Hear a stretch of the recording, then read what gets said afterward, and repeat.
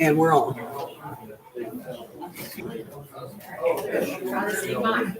Let's see what happens. Good evening. We'd like to welcome you to our board meeting. We'd also like to welcome you to our new sound system. As you can see, normally I project very well, and I've already been told, get yourself down. I will try very hard not to talk very loud, but because normally I'm the one that you can hear so well, because I have that loud voice, I'll try to do well. But we are very glad that you can be here tonight. We appreciate the turnout. And the first thing we'll have, of course, is our invocation, which is going to be led tonight by Dr. Ron Godbolt from Word of Truth Ministry. And that'll be followed by our Pledge of Allegiance. If you will, all please rise. Let us pray. Gracious Father, we thank you for this day you bless us to see. We thank you for life, health, and strength. We thank you for this meeting and the business at hand. We pray now that you would give wisdom and understanding, knowledge of what decisions need to be made. Bless your people, Lord. We give you praise for our men and women of military that give their lives, that we can have these opportunities. And we give you praise for them. And we ask you to continue to bless us all. Help us to be the people you called us to be. In Jesus' name we pray. Amen. Amen.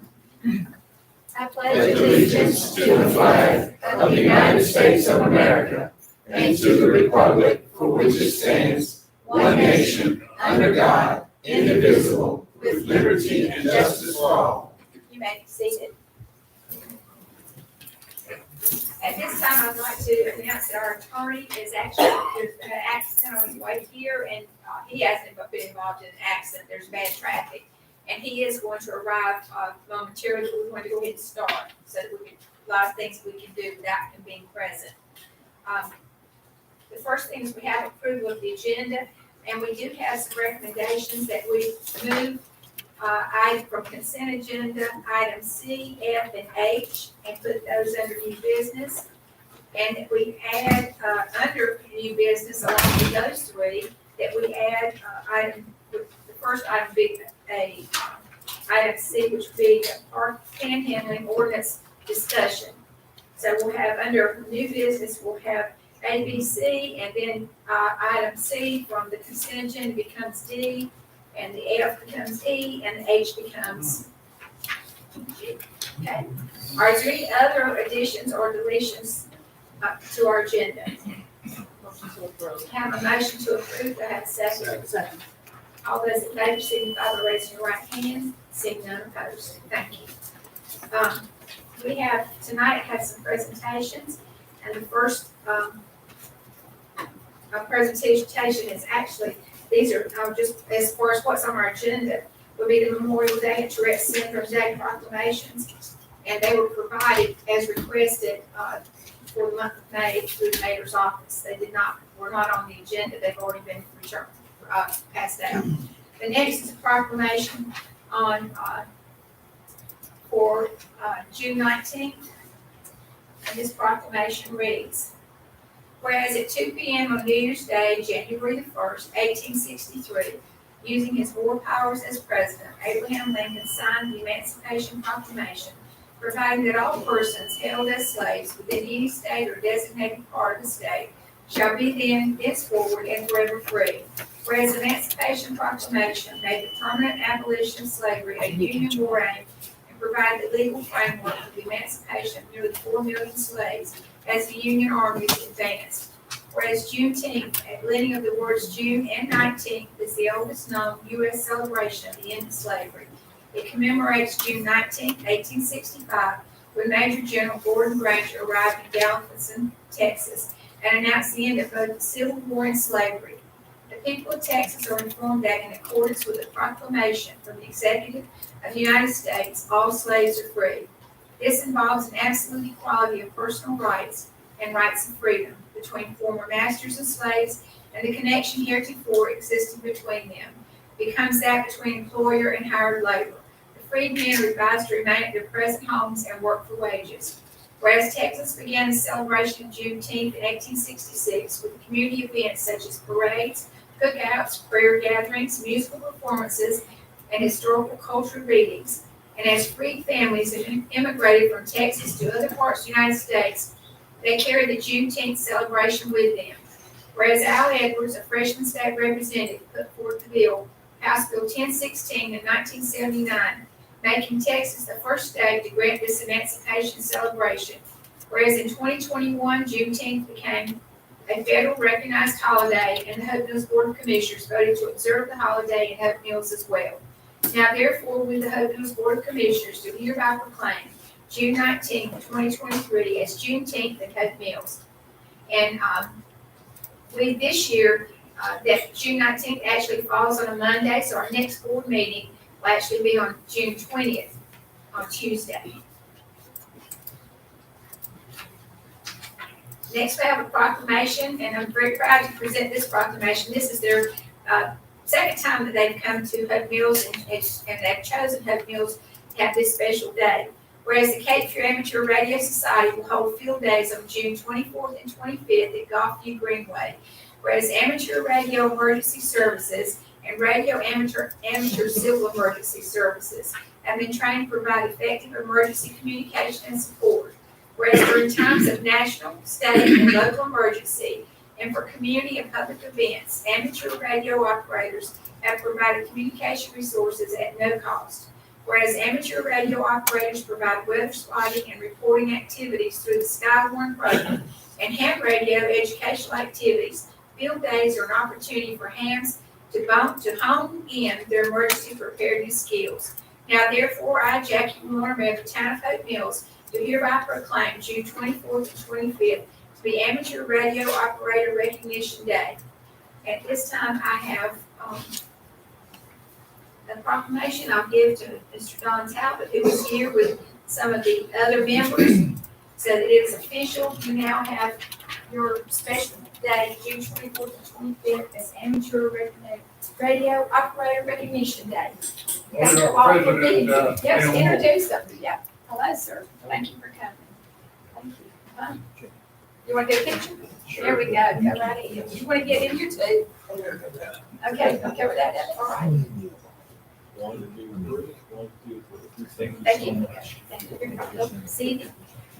Y'all were invited on the 24th to come out to the Greenway. Please come up to the mic and speak to the public.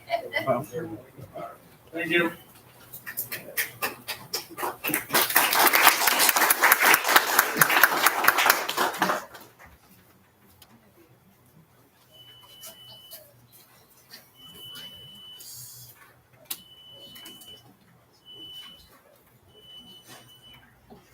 This time we have official comments, and which I skipped over, shouldn't have done that, but I did.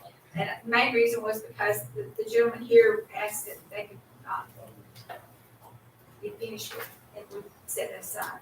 Next official comments, I'll start with Commissioner Webb. Thank you, Mayor. Thank everyone for coming out. The last 2 weeks for me have been up and down. Had a grandson to get married, and another one that graduated today. And then my brother is back in the hospital in Kentucky. They know he's got pneumonia, but he's trying to recover from cancer.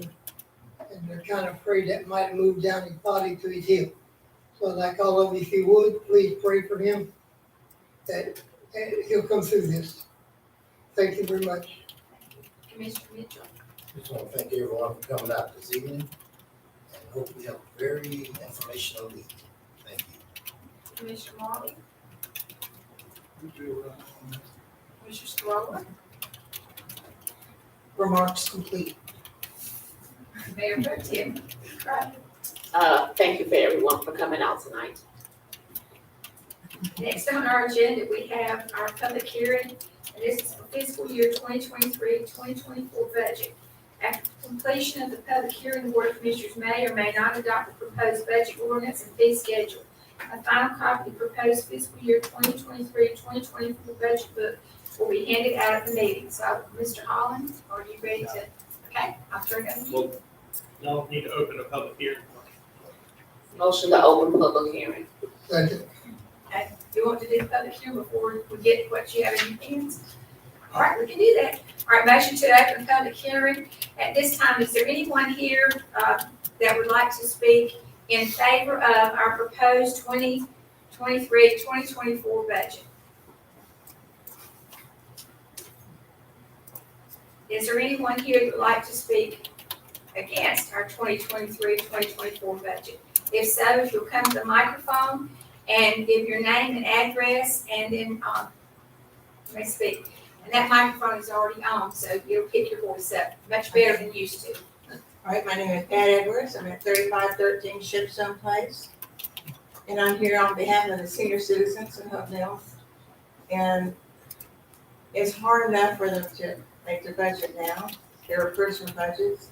And this 4-cent increase is going to affect a lot of them. We have about 2% of oatmeal is in the upper echelon. People have money. And the rest of them are either middle class or low income. And I just think that since we have a balanced budget now, then we should wait 2 years. We really appreciate it. Thank you.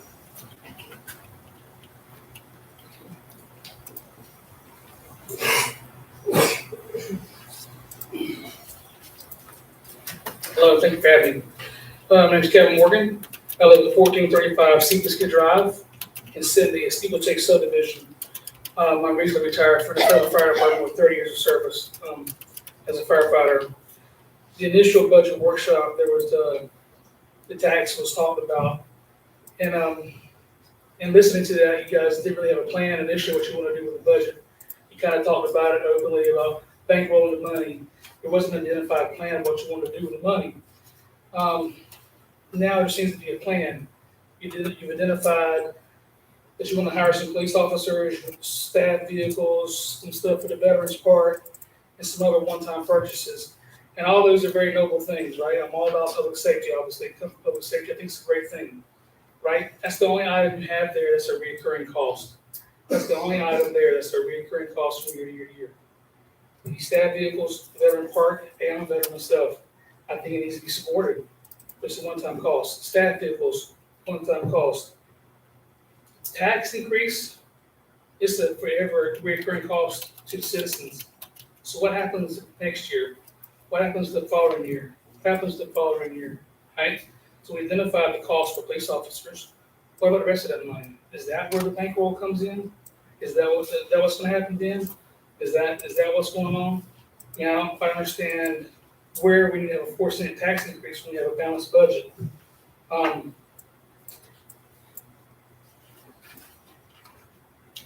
Inflation's already high enough for everybody. Food, gas prices are good, goods and services are going up. Inflation's skyrocketing for everybody. Town sanitation prices are going up. In your proposed budget, you're talking about a bunch of fees and services are going to go up for everybody in your fee schedule. Everything's going up. And now we want to have a 4-cent tax increase. Just like the last budget, it was, guys talked openly about it's not really that big of a deal when you break it down. It's not that much money. Well, that's probably the case for most of the people up there that's got a steady income, a retirement check, what have you, right? If you got a steady source of income, it's probably not that big of a deal. It's probably not going to hurt me that bad. I probably can afford it myself too, right? What about the people in our community who can't afford it? What about the elderly? You just heard people talking on fixed incomes. What about people living from paycheck to paycheck? It's a big deal to them. And we can be cavalier and say, it's not that big of a deal when you break it down. It's only a couple of dollars a month. It's only $100 here or $10 a month here or there. But that's a lot to some people. When the elderly are looking at paying for food, we're paying for medicine, and we're talking about gas prices and egg prices and everything else going up over and over again, and now we're going to put a 4-cent tax increase on them, and we are cavalier about it's not that much. It's a problem, and I think that there needs to be more thought put into that.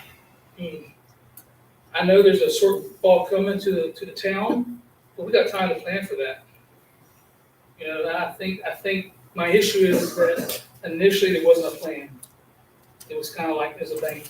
And so now it feels like to me there's just back steps on let's justify this and how we're gonna make this happen. So I kind of issue with it, and I kind of hope you guys will rethink that. it's kind of opened my eyes, to be honest with you. This whole issue's really opened my eyes to what's going on in Hope Mills, and I'm probably gonna be paying a whole lot more attention, be a whole lot more engaged, and be a lot more involved. Thank you. Thank you, sir.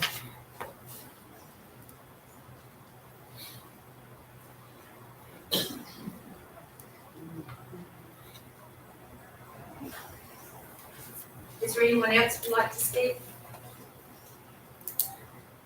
Yes, ma'am.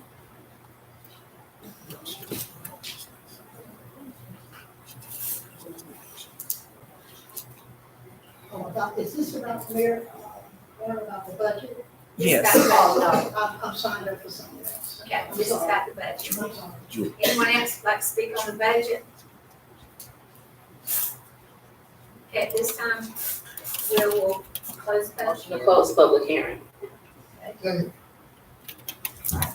Public hearing is closed, and now, turn it over to Mr. Holland, or turn it over to Mr. McCollum.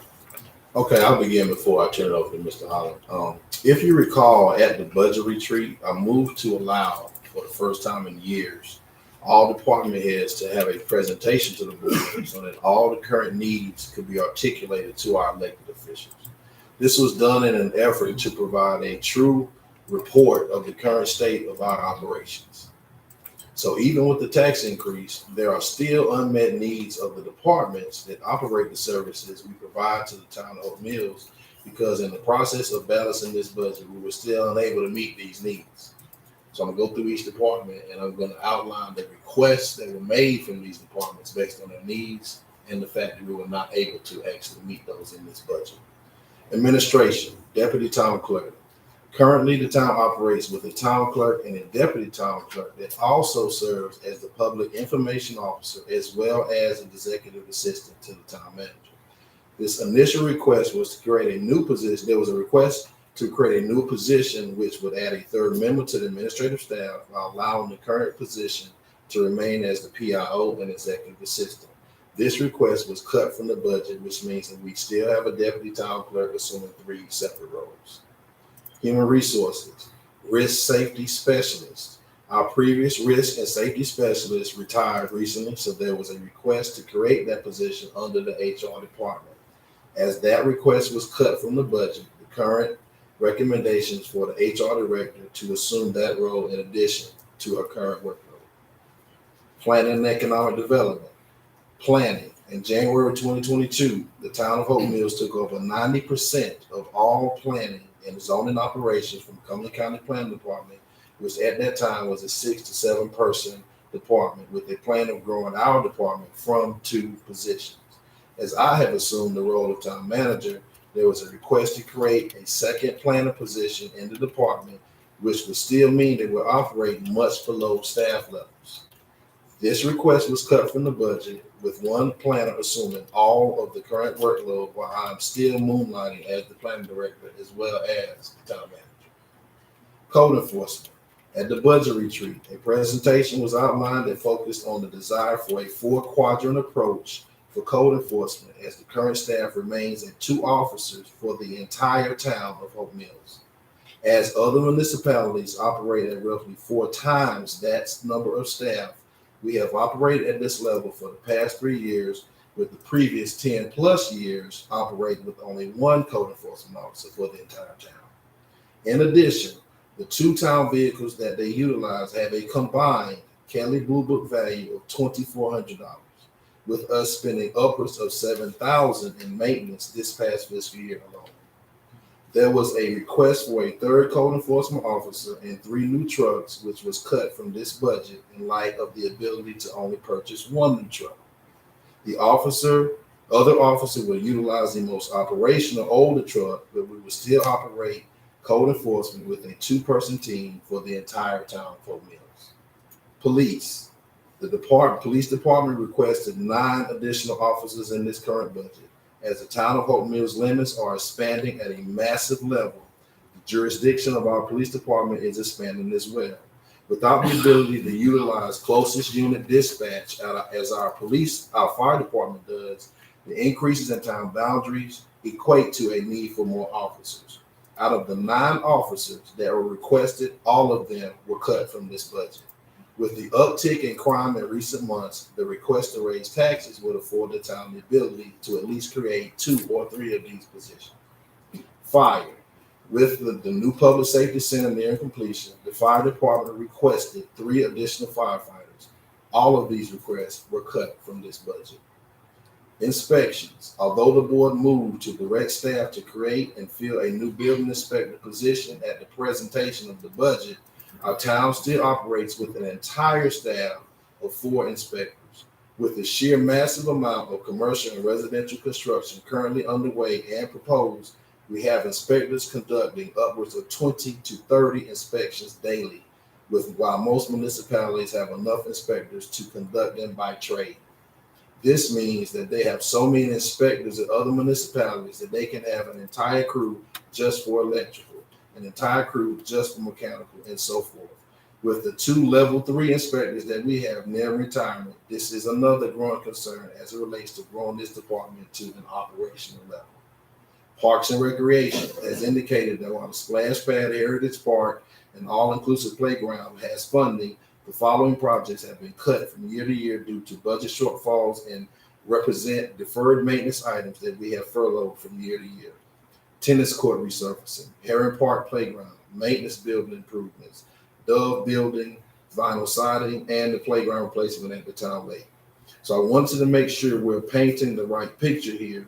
And now Finance Director Drew Holland will explain to you the strategy of us moving forward so that when we hit the reval year, we are looking at having to deal with these issues that we haven't been able to address on top of a $1.9 million budget shortfall. Someone spoke about planning for the upcoming shortfall. I would surmise that that time to plan is now. I'll turn it over to Mr. Holland. Okay, so Chancellor gave you an overview of the budget needs that the town has. You heard that at the budget retreat back in March. We tried to accommodate as many of those items as we could in the budget. And as you see, you can see what made it and what did not. We talked at the budget workshop about using fund balance to cover all these needs. Fund balances are reserves. I do not recommend using fund balance or reserves for operating expenditures. We usually use it for one-time capital type purchases. But this year, there was a lot of requests, and we wanted to honor as many of those as possible. So the original budget that you received showed us using about $500,000 of fund balance in order to cover as many of those requests as possible. During the time, we also discussed the possibility of using a tax increase to absorb some of that cost. And then you want a justification to go along with that if we were to suggest the tax increase. So you receive justification for that. A lot of those one-time expenditures would be used for 3 cents of the taxes. And as far as what would that be on an ongoing basis, since it is a one-time cost, it would be used the same way in next year's budget as well, using some of those large capital items that Chancellor just mentioned. It also shows in there at least 2 police officers and all the equipment vehicles that comes along with them. They would be hired in November, which also saves us a few months of salary, and then we could pick them up at that time and fund them the rest of the year. And then the ongoing taxes for that would fund those officers in each additional year. The other thing we talked about was sales tax. We know that in fiscal year 25-26, we're going to have a reduction in sales tax of at least $1.8+ million. So we need to come up with where's that funding coming from. The council said we need to be prepared for that when that happens. So as me and the manager mentioned, we have a strategy. And the strategy is not to use fund balance for the one-time capital items in this budget. Leave that amount in reserves at this time. We also said we're going to cap our current sales tax, the increase that we get each year. So if we leave that $400,000 in reserve and we cap the sales tax and do not budget for at least $300,000 of the sales tax, we're putting back $700,000 in this budget that's been presented to you. We do that very same thing in next year's budget. We don't use fund balance. We use this same tax that we're adding this year in next year's budget. We don't have to use fund balance to fund those one-time capital needs. And we capped that sales tax for another $300,000. So if that 1.8, now in 2 years, we've made up for 1.4 of that 1.8. We're hoping, we can only estimate because we don't know what the reval is going to hold in year 3, that will at least come up with the other $400,000 to make up that whole 1.8 that we need to come up with. That's the strategy, that's the plan. That's what we came up with, that's what we're presenting to you. But you as the council, you still have an option. We can still use fund balance, as was originally presented, or we can do the tax increase. If we use the fund balance, then the strategy that I just laid out for 3 years from now, we're not gonna have that money. It'll have to come from somewhere else. We'll have to readjust and do that. If we just do half of it, well, that cuts that 700,000 in half. So we don't come up with the 1.8 that we need in 3 years. So, you know, that's our strategy. That's what we presented to you. You have options. You can do it one way or the other. So that's all. Is there anything else that I'm missing? No, I just think what Mr. Hollins is surmising is that we wanted to come up with some plan of action. Because if we don't do what he just said, then it gives us the ability to shave that 1.8, 1.9 down to about 400,000.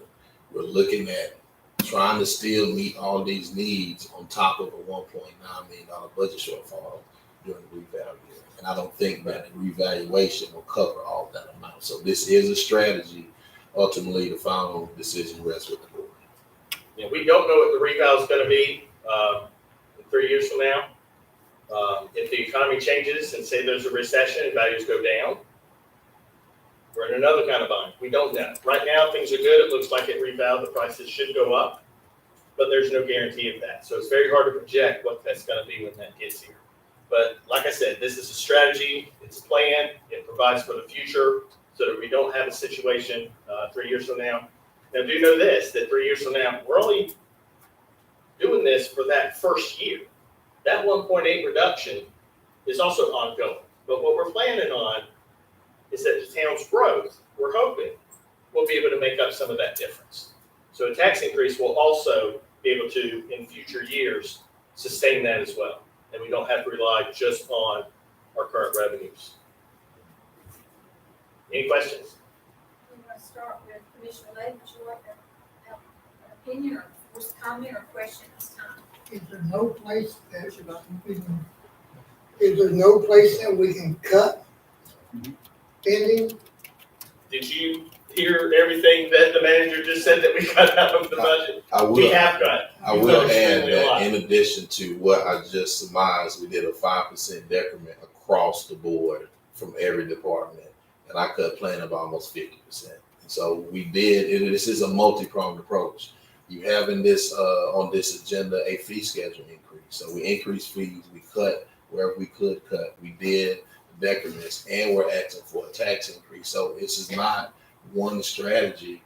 But one thing I want to make sure we caution is that we have to find a way to cut in some way, shape, or form. And I fear that if we don't do something with taxes, we're going to be looking at a possible reduction in services. This money has to be balanced in some way, shape, or form. And I do completely understand the plight of the citizens of the town, which is why we're trying to come up with a multi-pronged strategy to do it in the best way possible. Well, I kind of have to agree with Ms. Edwards and with Mr. Morgan, was it? Some people can't afford a tax increase, period. And my wife and I are two of those people. But I don't want to use me as a reason. I want to use these people that are on fixed incomes. And at this time, I don't agree with the tax increase. Sorry. Commissioner Mitchell? Thank you, Madam Mayor. Ever since last year, I believe, I asked a question. What do we need to do to educate our citizens? If there is a tax increase, we need to educate them, show them, explain to them why a tax increase will be required and needed. Is there going to be a reduction in service? If it's not, Mr. McLaughlin just explained, Yes, because we told them, if we don't have the funds, we gotta cut. There's operational funds, there's projected funds, and if I'm not mistaken, Hope Mills have not had a tax increase in about 10 years. And we have been doing good, really have. But everything else has been going up, and I do have so saying, so everything's going up except the paycheck. You know, and that's the real skin of things. But unfortunately, we live in a time, fuel escalation. When fuel goes up, so does everything else. When there's a shortage. And I can tell y'all, I just went to a meeting a couple of weeks ago. The demand is out there. As the demand goes up, so does the price. You know, and that's the nature of the beast. And I really think that this is not our budget. We just make, this budget belongs to the citizens. And the citizens, and that money is utilized to take care of the citizens. You, the citizen, have to decide as well, you know, do y'all want to be taken care of properly in the right way and provide you with good quality services? Or do we want to begin to pinch pennies and we struggle to meet the needs of the citizens? Infrastructure is going to deteriorate. We have to have a maintenance plan. Vehicle fleet, our vehicle fleet, what's the average age of one of our vehicles? The oldest, it's worth about 25 years, maybe 30. We'll spend more money on maintenance than it is the value of the vehicle. So those things have to have some serious look. And you as the citizens have to have some serious look at these things. We are looking at all these things, and it's not an easy decision to make. And it's really not. And trust me, senior citizens are near and dear to my heart. Individuals on fixed income are near and dear to my heart. And if we can find a way to take care of the sources that the services that is required in this town without increasing taxes, trust me, it will happen. We will do it. But we need to make sure that y'all understand we don't take this lightly. We put a lot of research. I'm calling up Mr. McLaughlin up all the time. Hey, look, what's the deal? What can we cut? Can we cut this? Can we cut that? Because before we take and put this liability and responsibility back on the citizens, we're going to put that responsibility on us first to make sure we're being good stewards of your money. Look at some of the meetings we've had. Case in point, we say, hey, that's too expensive. Go back, find a cheaper way. Check it out. We do that all the time. We do not take it lightly up here. We are trying to be good stewards of the taxpayers' money. As mayor, I do not have a vote. However, as the mayor of Hope Mills, I have found that according to my Facebook page the past week that I will be blamed for whatever takes place. I do support our board's decisions, but as far as my thoughts on this, I wasn't really going to spend a lot of time on that. I did send an email to our commissioners today and to our town manager and to our finance officer as far as I believe as a citizen.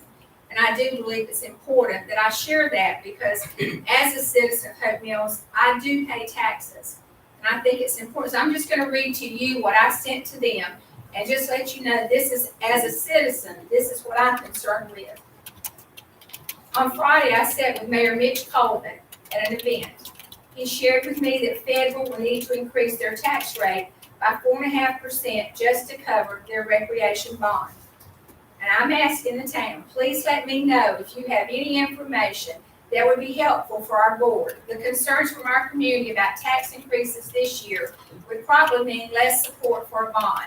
In my opinion, if we keep property tax increases on hold until we can put the Parks and Recreation bond on a referendum, we will have more support for both and the need for a tax increase. Also, our current repair budget, which we saw at the past meeting, is balanced. Within our budget are fee increases, trash refuse pickup increases, along with a $10 fee for motor vehicle privilege tax, which is the highest in the county. All the other municipalities pay $5. Stormwater fees for us are $48 and for residential, and $72 is the commercial rate. Also, finally, what property tax increase are we receiving with our commercial growth? I would like to add that the last property reevaluation, residential values were lowered, and our increased commercial development at that time meant a balanced budget. The forecast for Hope Mills reevaluation is positive. more homes, higher values, and most importantly, as you can see happening all over our town and out of exit 41, commercial development is continuing at a rapid pace. And I personally would ask, how much increase have we seen due to commercial property taxes, especially what's forthcoming with what's happened this past year? As mayor, I support our board's decisions and I will listen to the discussions. I do not have a vote, but as a citizen who pays residential and commercial taxes, I pay 2 times commercial taxes. We do not need a tax increase. Small businesses right now are struggling to get merchandise. I can tell you that the small business owners that have contacted me are concerned because during COVID, their suppliers were lost because they weren't producing things for them. And now what's happened is all the costs have increased. They also are prepared to let us know that shipping costs are continually rising due to fuel costs, which means those mom and pops that are getting their supplies from different places are having to pay more to get it here, and in many cases are actually going to the actual place and picking them up. We also pay commercial refuge tax, refuge pickup to companies that is separate from what we pay because we don't pay, there's not a commercial refuge pickup for the commercial business in town. We have to actually pay those fees to an outside source, another company. It's not included like the residential fees. As a retiree, I can also sympathize with our residents who are on fixed incomes. Many that never receive a COLA or each year because that's not what happens, especially with Social Security. Some did get one most recently, but it's something that doesn't happen every year. Thank you for reading. I wanted to share this before our meeting as I want our board to be in harmony. Important, especially this year, because we can show our citizens that keeping a board together for 4 years is good for continuity and productivity, which we have seen these past 2 years. We have received funding from the state, ARPA funding, additional funding to help us with capital improvements. We have some grants out there that are going to pay for some of these other improvements. We've got money right now that was a source to do some street repairs. I just believe that our fund balance each year that I've been mayor, with exception of one, we have put money back in our fund balance that we had appropriated for our budget because at the end of the year, we realized we had been cost effective and what we had created was money that we projected, but we didn't need it. And even this year, I believe there's over $200,000 that will go back in our fund balance from our previous budget year. So as mayor, yes, I agree with the fact that we are in a bind this year in that we do need lots of things. But I believe if we're going to raise taxes, if we want to do a recreation bond, then what we need to do is forecast that down the road and hopefully, yes, the economy will improve and hopefully some of these prices on things, which right now PWC is going up, Duke Energy is going up, the cost for oil and gas for your home heating is going up for the winter. And those are costs that each of us are faced with. And I just, as a citizen, as mayor, whatever our board decides, then I support that decision because as your mayor, I am the spokesperson for the board. Mayor Pro Tem. I have a lot to say, but I tried to write some notes and make sure that I cover everything that I want to say. I would like to say that first, I don't take budget increase lightly. I do understand that it could cost me the next election, but I feel like in my conscience of planning for the town that it is the right thing to do. You heard our town manager and our finance director talk about all of the ways that we have cut services for our citizens. In that plan, you also do not hear a plan for us to hire staff as we continue to expand in Hope Mills and need more staff to work. We don't have a plan for that growth. And I feel like it does take a lot of courage to do what we're going to do. In 10 years, inflation has also went up. I don't feel like it is, I don't feel like we are planning properly for the town. I do know that it is uncomfortable. When we're talking about this commercial property and the expansion of I-295, we will also need people to inspect those buildings and the businesses that are going to come along with that. The shortfall that we are going to experience in 2 years from the agreement that we just did with the county commissioners, they have been in conversation with that for 20 years, and we did not plan. We pushed it off. In 2 years, we will also have to start paying back the loan for that public safety building next door. we will have to pay for a Parks and Recreation building that we have severely outgrown, along with a number of other things. And the time we have to plan for that right now. Right now, we are pinching pennies. We are robbing Peter to pay Paul. That's how this budget is getting balanced every year. And again, so I had a lot to say. I tried to make it short. We don't take it lightly. I don't think it will ever be the best time or the right time to increase taxes, which is why it has not been done in several years. And we are still struggling to provide the services that our citizens need for this town. Thank you. Mr. Strother? Yeah, I agree with Dr. McCray. You know, we don't take this lightly.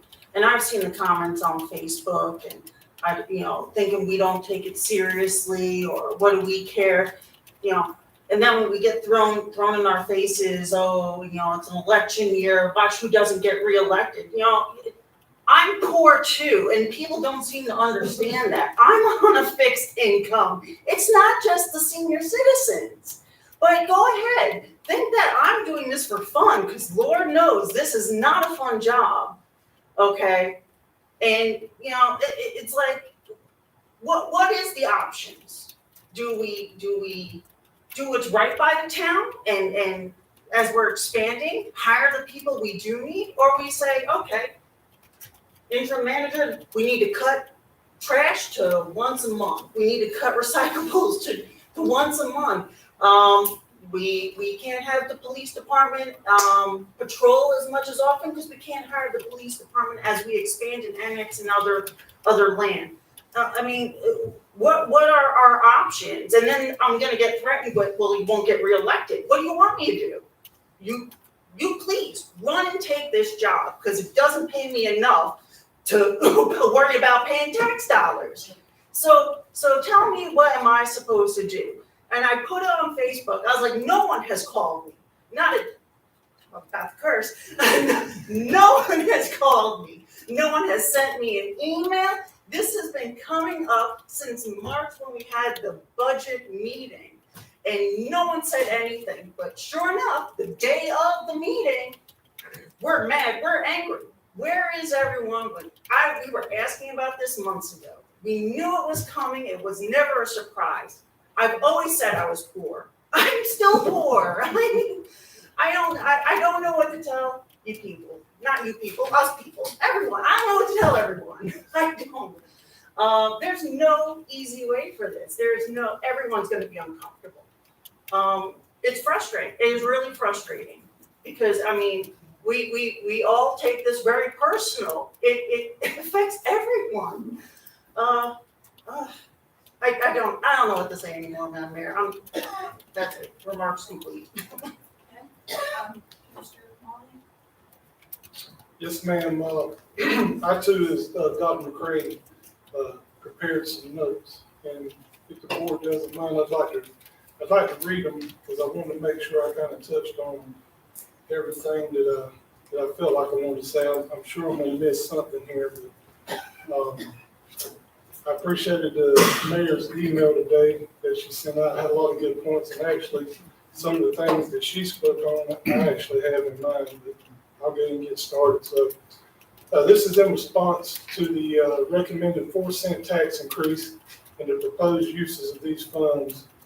I had the following statement and questions. At the last Board of Commissioners meeting, when the 23-24 budget was proposed, there was no justification given to the 4-cent tax increase other than to put these funds in the general fund or bankroll these funds in response to the sales tax distribution agreement within the county ending in 25. At this time, it would mean a 1.8 million decrease in revenue for the town. Since that meeting, the town has provided a list of possible uses for the 4-cent increase. And these next statements here go along with the email that the town manager sent out outlining the possible uses. So, new police vehicles, $191,324. I would like to know the number of police vehicles that we are still leasing, how many are on the order, and how many we are waiting to receive. Veterans Park upgrades, $50,000. The town received $50,000 that was allotted by the state through the Cumberland County Veterans Association. So are we saying we need $100,000 in upgrades? The police equipment, the body cameras, $82,300. We were previously told by state representatives that some of these items could be grant funded. And my question is, have we considered that? Have we looked for grants? Have we went that route with that? ADA transition projects, $40,000. Concerning the ADA transition projects, it was my understanding we had a plan for this, and projects were budgeted for each year. With this $40,000, complete all ADA transition projects. Code enforcement vehicle, $32,300. My question is, can this be paid out of proceeds from permitting fees? Monies collected through inspections have to go back to the inspections department. If not, what can those monies be used for? Are we collecting fees as we should? If not, we need to look into a collection agency to recover lost fees that are not collected. And we also, if I remember correctly, we went ahead and greenlighted the manager to purchase a town vehicle for the inspections department out of this budget. Am I correct on that? Yes, that's not.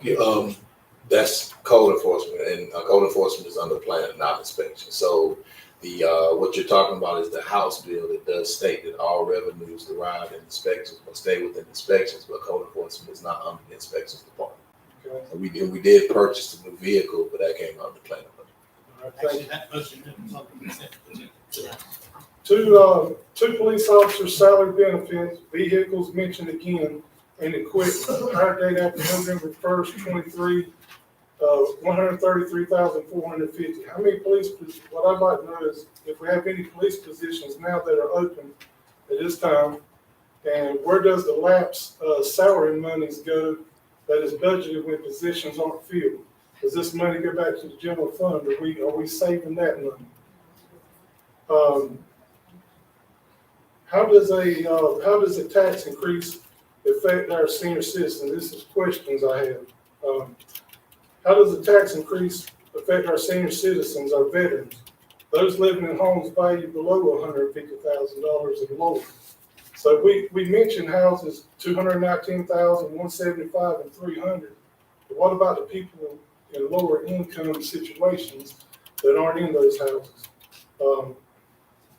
PWC, I got notice that I pay PWC for my water, as I'm sure a lot of people do, and Duke Energy for my electricity, which I'm sure a lot of people in town do. I received notice from both of those companies that my rates were increasing this year, as I'm sure the rest of the citizens of Hope Mills are. Our trash collection fees have gone up again. That's not any fault of the manager of the town. We contracted services out. We have to pay what that company charges us, but that's another increase to the citizens that they're going to have to incur this year.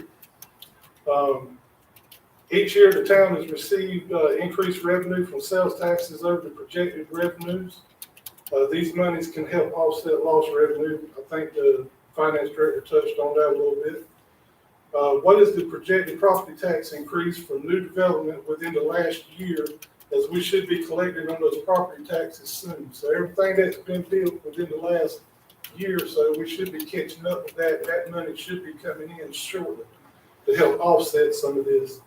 Also, the future development projections for our property taxes, both for new residential and new commercial. I feel like we got a little bit of time left to, with all the development coming in, to see what kind of tax revenue, if we could, wait another year and try to get some of that caught up so we can get some accurate projections on that.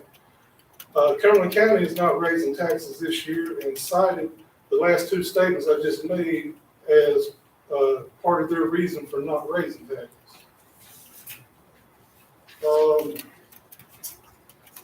The town finance department has received numerous awards over the years concerning town's finances, and also awarding finance staff for their the job that they're doing to keep the town in good standings financial wise. As far as I know, the town has never had a problem with securing funds if needed. We have a fund balance as of June 30th, 2022 of $8,338,175. I realize the town must have a certain percentage maintained. However, the town should not be operating as a for-profit. For years, the town has used general fund money to balance budget when needed, and the town is still in good financial shape. I have some other questions on here I won't really get into about some funding that has been given for some projects. Also keep in mind, as the mayor mentioned, the town has entertained the idea of a Parks and Recreation bond in the future for future development at the golf course and Parks and Rec needs that the manager outlined. You must keep in mind though, with a bond comes another tax increase to our citizens. So just like the finance director said, you know, after 2 years, we're still going to be operating at a deficit. So a 4-cent tax increase this year is $533,752 roughly. And the proposed recommendation of the 4-cent tax increase, what we can do with those monies, come out to be $533,750. So if we're increasing taxes and we're trying to save money for the future, and we're using all of that 4-cent tax increase, at the end of that time, we're still going to be at a deficit. In my mind, we're still going to be at a deficit. We're never going to catch up, and raising taxes isn't going to do it. I just don't feel like right now is the right time that we need to entertain raising the taxes on the taxpayer, the homeowner, the citizen. Just like was said before, the cost of everything has gone up. Food, you know, your power, gas for your car to get back and forth to work. Everything's going up except for your paycheck, pretty much. So I just can't, with a good conscience, put a tax burden on the citizens of this town when the town can take general fund money and balance this budget.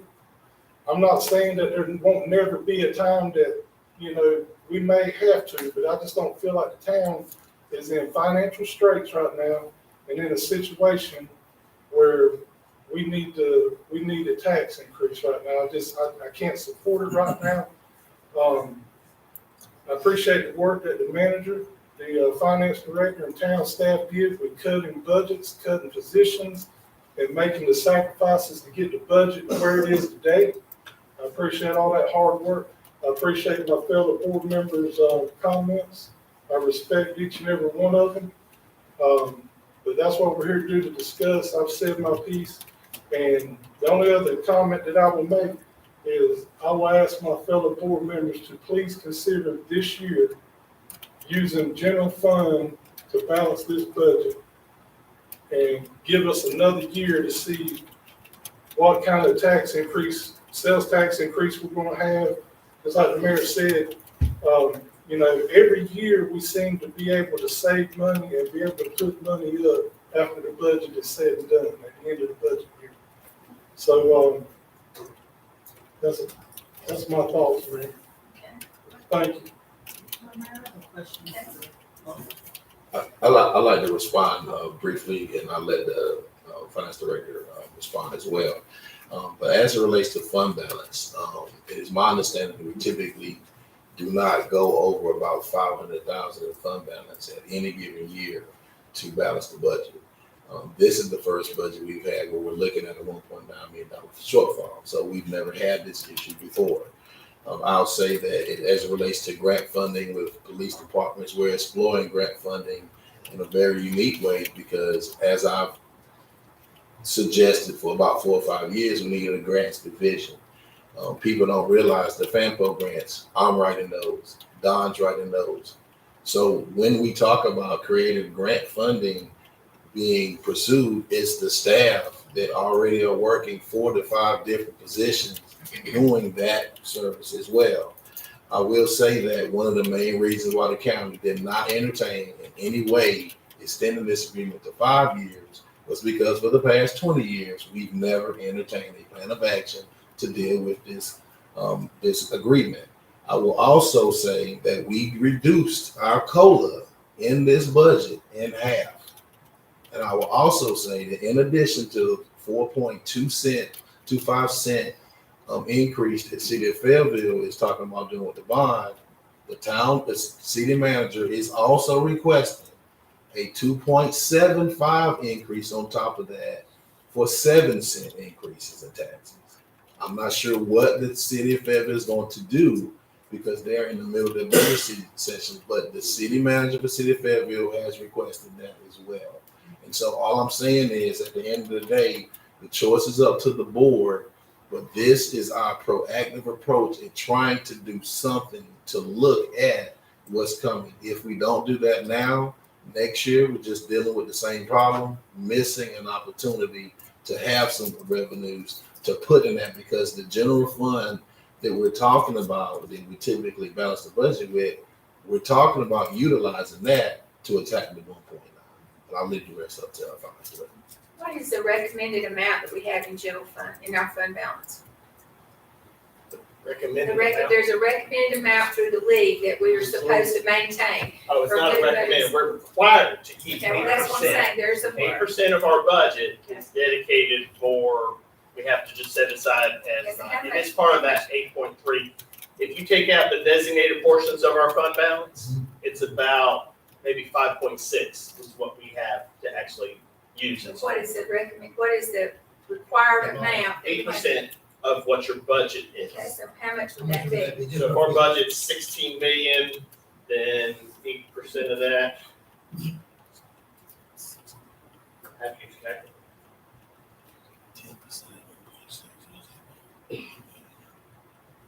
1.28 It's at 1.28 dedicated that we million. have to, that we cannot touch. Okay, so but we have the additional money there. And we also, the question I asked was that we put back money every year that I've been mayor from either because we were very cautious about what we budgeted, so we didn't spend what we had to take out of fund balance. So like this year, we're putting back, I don't know. Right now, the estimate's around 273,000. Okay, so that right there is a part of what we're gonna have a shortfall in 2 years. And that's what I'm saying, is each year we have seen growth. And even though that sales tax money, our ad valorem taxes are gonna go up. And my concern is if we only have to keep that 1.8 million, whatever it is, then that additional money can take care of us and not hurt our citizens with raising taxes. Yes, sir? Mayor, let's keep this real. All numbers are true. All of them are negative, positive. There's something that this town have to take into consideration. Most of our staff is underpaid. I'm telling you right now, they're underpaid. You go anywhere around these municipalities and check and see, they're underpaid. We have been understaffed in some positions for a while. I'm telling you. Before I was elected, I used to say we short of personnel. When I got elected, we short of personnel. I think our police department has finally got up to strength over these years. Next is the equipment fleet. And I agree with Commissioner Marley and all the other elected officials up here. I don't want to see tax increase.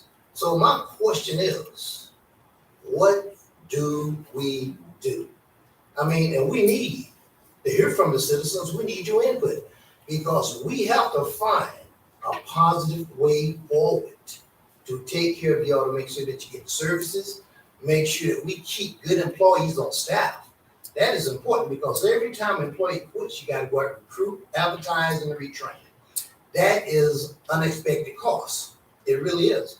If somebody's fired, guess what that is? Unexpected costs. And those are things not in the budget. Matter of fact, we got to approve a budget amendment tonight to pay for fuel and maintenance. But guess what? Unprojected costs. And those things are happening because we have for years been kicking the can down the road. So my question to you all is, what do we do?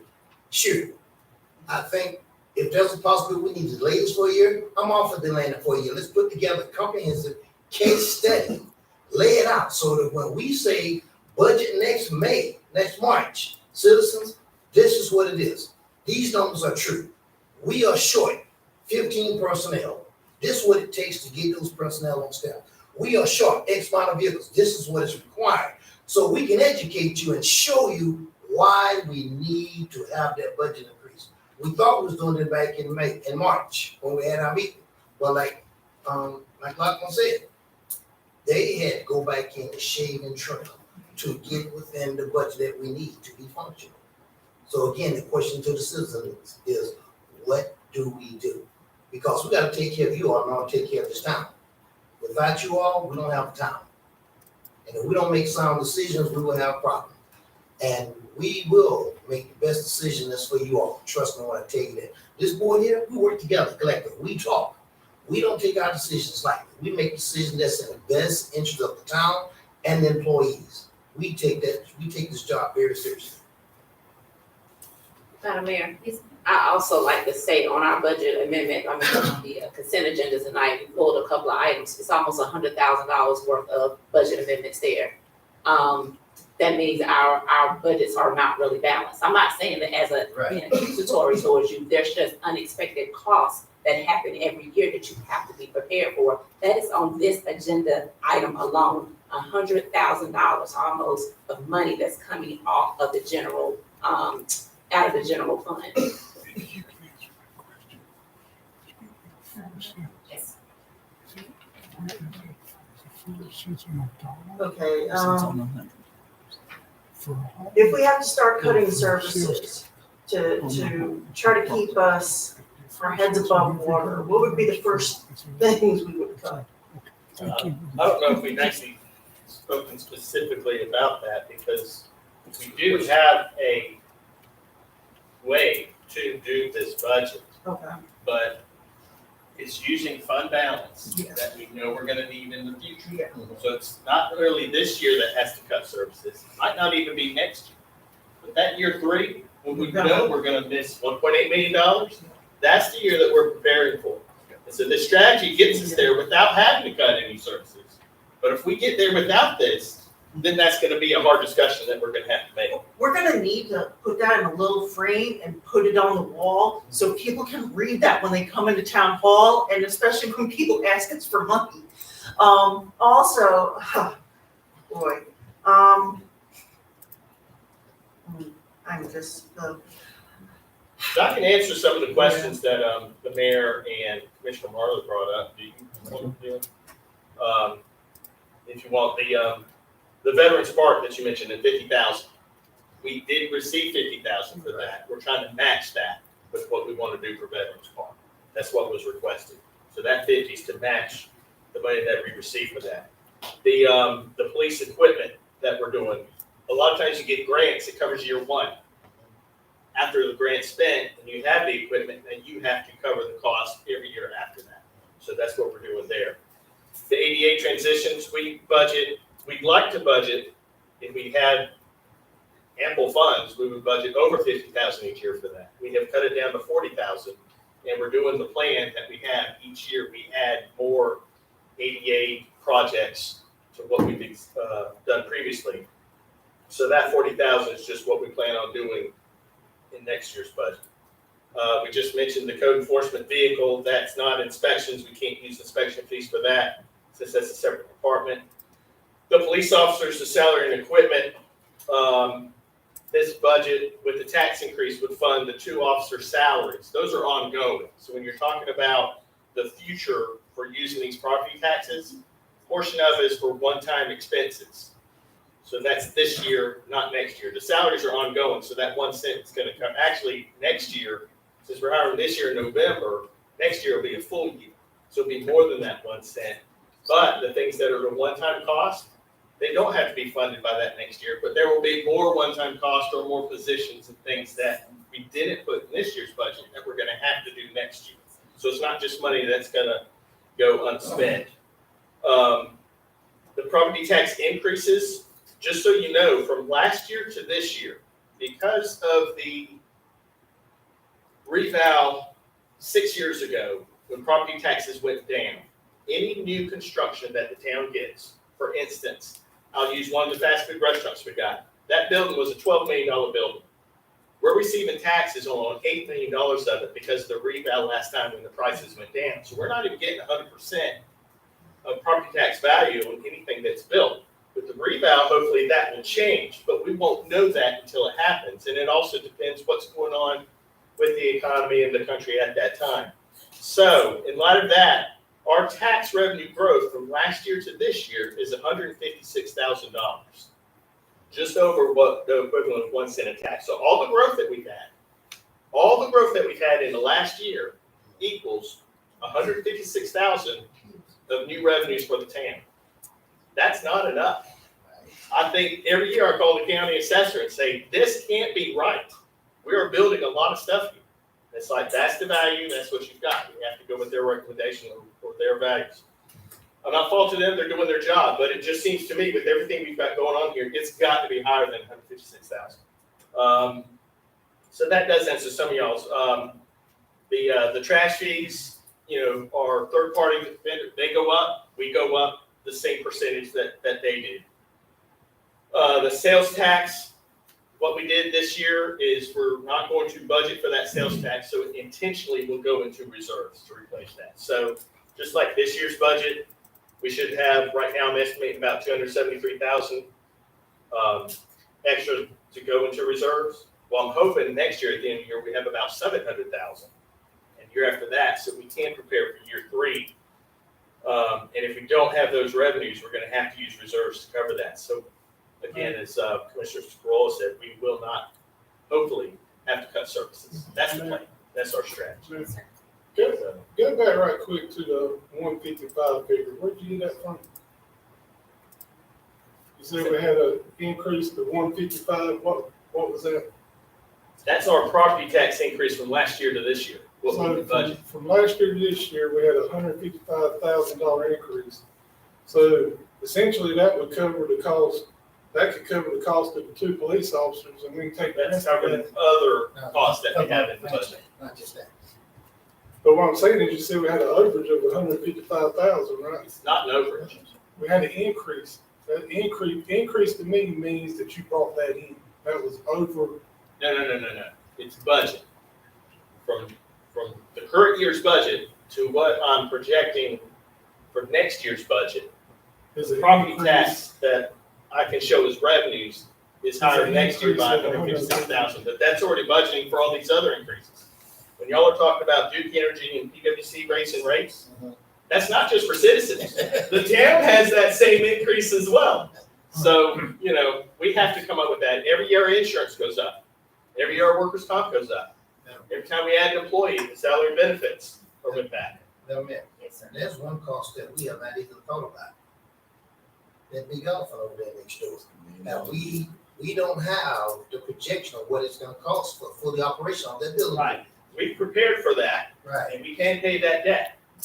But again, as you say, if that wasn't there, we could use those No, I'm funds for talking something else. about to operate.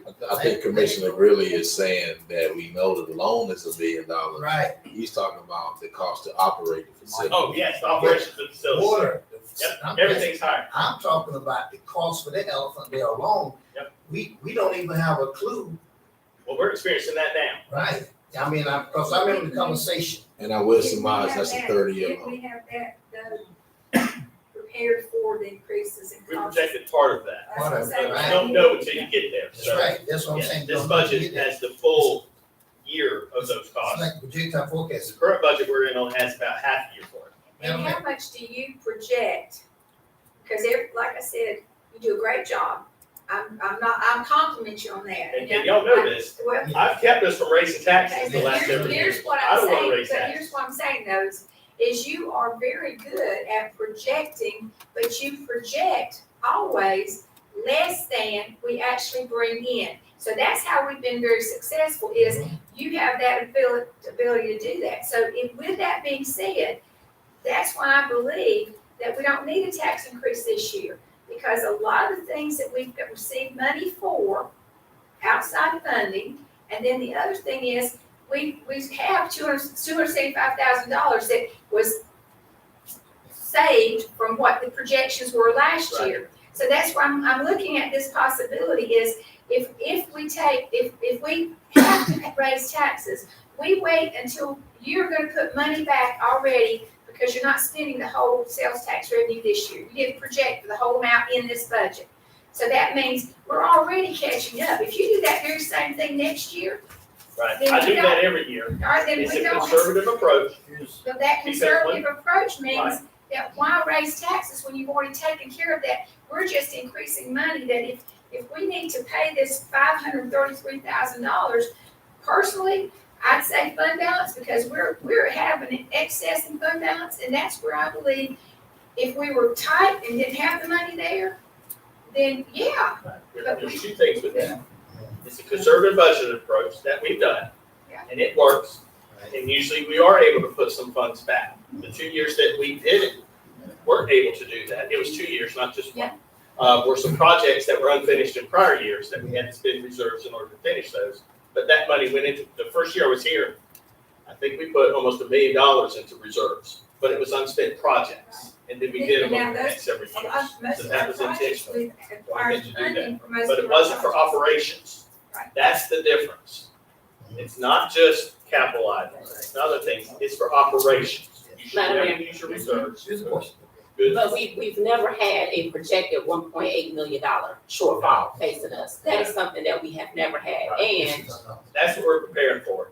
And for 20 years, we are sitting here having this discussion now for over an hour because for 20 years, we knew that this was coming and we didn't plan for it. Right. That is why we are sitting here doing this right now because we did not plan properly for the town of Hope Mills. And that's why we have this strategy. Madam This Mayor, is the plan. Yes, sir. I have one question for you, for Drew, and then I'll be ready to make a motion. What would be the negative impact on us right now if we pushed it back for a year? If we pushed it back a year, what would happen? And that's an option. We can do that. We can use fund balance with this budget just like we've done the prior years before. And it's balanced without a tax increase. And the reason why I'm requesting that is, number one, we probably, by then we have a true feeling for what it's gonna cost us. Right. We'll So have here's what would happen. If we don't raise taxes, we use fund balance. Then we intentionally use the sales tax that we're not gonna budget for this year, goes into reserves. So we're only saving 300,000 instead of 700,000, okay? Then next year, if we do the tax increase, then we put back the full 700. Now we've only got $1 million sitting in reserves to cover the 1.8 that we have to come up with. And based on my projections, and this is just an estimate, because we don't know what the reval is gonna be. I'm just saying it could be around 400,000. So now we've got 1.4 of the 1.8 that's needed. So now we need that tax increase that year to do the same thing. Right. Whereas here, you know, if we do it now, we're prepared, we don't have to do it in the future. And on top of that, we cover some of this list that the manager just mentioned to you of needs. So next year, without this tax increase, that list that he did, is gonna have to be cut again. Just so we can maintain the level that we're at right now. Because we can't add anything new. Or nothing major. But Mayor, you brought up the money that we've gotten from the state and from ARC. Those are for projects. We went through the CIP, we pulled things out that we didn't have money to do until we got those funds. It doesn't cover operations. I know it didn't cover operations. What I'm saying is those are quality of life things that Right. we've acquired. We've helped with stormwater, we've helped with recreation, we've helped with fixing the creek bed. Right. We look at the things that we have acquired that now quality of life has improved for our citizens Definitely. without having to do anything. And those projects have come off that capital improvement plan. That's what I'm trying to say is we've been very fortunate because we would still have that wish list. We've done And we more would not have projects in the quality, last you're, 3 we're years. looking at, we've got quality of life. And if you look at our salary scale, and I don't mean anything wrong with our salary scale, but I look at other salaries across the board. And I believe that, yes, there's certain areas we need to increase salaries, but there's certain areas that we're very competitive in. And if you compare those, go to some of these league comparisons and you'll see Granted, where we need to improve is we're having to compete for, and you know those areas that we need to compete for employment. I'll say no more. I just say that the main thing is, as we look at quality of life and Hood Mills, look at what we've got. Oh, yeah. And as we look at what we've got, look at what we're able to do with other sources of income. And if we want operational costs, right now, in my mind, we have a fund balance for rainy days, and we've got that rainy day, almost $2 billion sitting in rainy day that you need to make everybody happy as far as that's what's required. We've got those additional dollars right now that for good banking, good safekeeping, whatever. Why not take advantage of that when we've had all these other benefits given to us? And that would take care of these operational costs, along with some that are, we'll have to figure out how to pay recurring, but like right now, you look at. And with every one of those projects that we're completing, it raises our operational costs. Well, but as we prepare for that, that's what we're doing, and you're thinking in preparation. I just believe that right now, this is probably the worst possible time for our citizens. And you would probably find that, I don't know how many here, we've only had 2 speak out, but I can tell you that the ones that I've heard from, and maybe I hear from more because of the commercial taxes with small businesses. And I've heard people say, you didn't give us any money during the COVID time. You didn't give us any ARPA funds. And, why didn't you help us out? Well, now with raising taxes, with the other things they have to pay, I guarantee you we're gonna lose some of them because they can't afford to stay in business. And that's just the small business sector. But anyway, I'll say no more. I'll turn it, I don't need to talk. You've got an option. I have no. We can use fund balance, we can raise taxes. Either one will definitely make this proposed budget work. It's the future that we were asked to come up with a strategy to prepare for the future. That's what we've done. We've got a plan that we think will work. So it's up to you as the council to, approve one or the other. Madam Mayor, may I ask a question? Yes, sir. Any funds that are left over from the current budget year, what happens to those funds? They go into fund balance reserves, anything unspent. And right now, You have the an idea? projection for the current year is we'll have an extra $273,000. It's not much. What bothers me sometimes, when it gets time to get to the end of the budget year, you see all kinds of buying going on. Actually, we cut off spending as of today. So we try to limit that each year so that we have some money to go into reserves. Because you really don't want to go broke with your budget. You don't want to spend everything that's there. I know the department heads like to think, hey, I've got this much in budget, I'm going to spend it all. I try to discourage that. You don't need to spend every time. So that's why we have something on the. Madam Mayor, I have a question for the attorney. Is it 10 days after, is it not a general statute that we have to wait 10 days after the public hearing to approve the budget? After it's been presented for the first time, which I believe it's been presented previously. Yes, I would surmise that the presentation of the budget was the first hearing in May, so we've had about 30 days since that time. Thank you.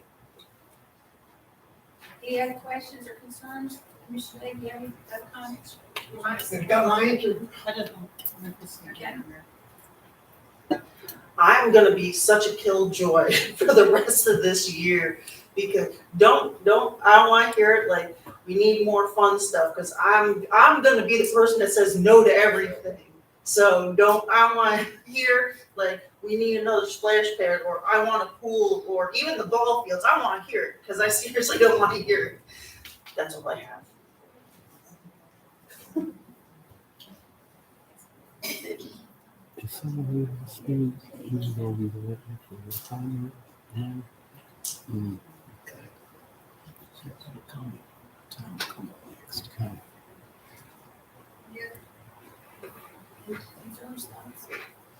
I just had the same comment to the board that, I appreciate if the board would consider, this budget with no tax increase, use the general fund and address it,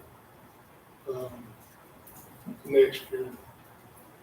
Madam Mayor? As Commissioner Mitchell said, when we get a clear picture of more rate costs for the projects that we if the town appropriate, I'd like to echo Mr. Charlie State, make a suggestion we balance budget without tax increase. You didn't want to put that in form of a motion? I just did. Just a motion? All right, she has a motion that we, use the fund balance this year to balance this budget, which would mean $533.750 in fund balance. Do we have a second? I'll second that. We have a motion and a second, any other discussion? Yes, I think I can live with that, especially considering the fact that we really need to get a true assessment of the building right there, number one. And with the increase of fuel and maintenance costs that we are just saying now, like Dr. Creed said, $100,000, we really need to come here next at our next budget reading, which will be next year, prepare and have workshops, have everything that's required so that we can let the citizens know this is why it must be done. So that we can have a solid plan, solid budget put together, and if it requires a tax increase, I think it would, I might not be in office because that's an option that, citizens will make when they vote. I mean, that's their choice. But you elected us not to make these decisions, but to make the tough decisions. And this right here is not an easy decision to make.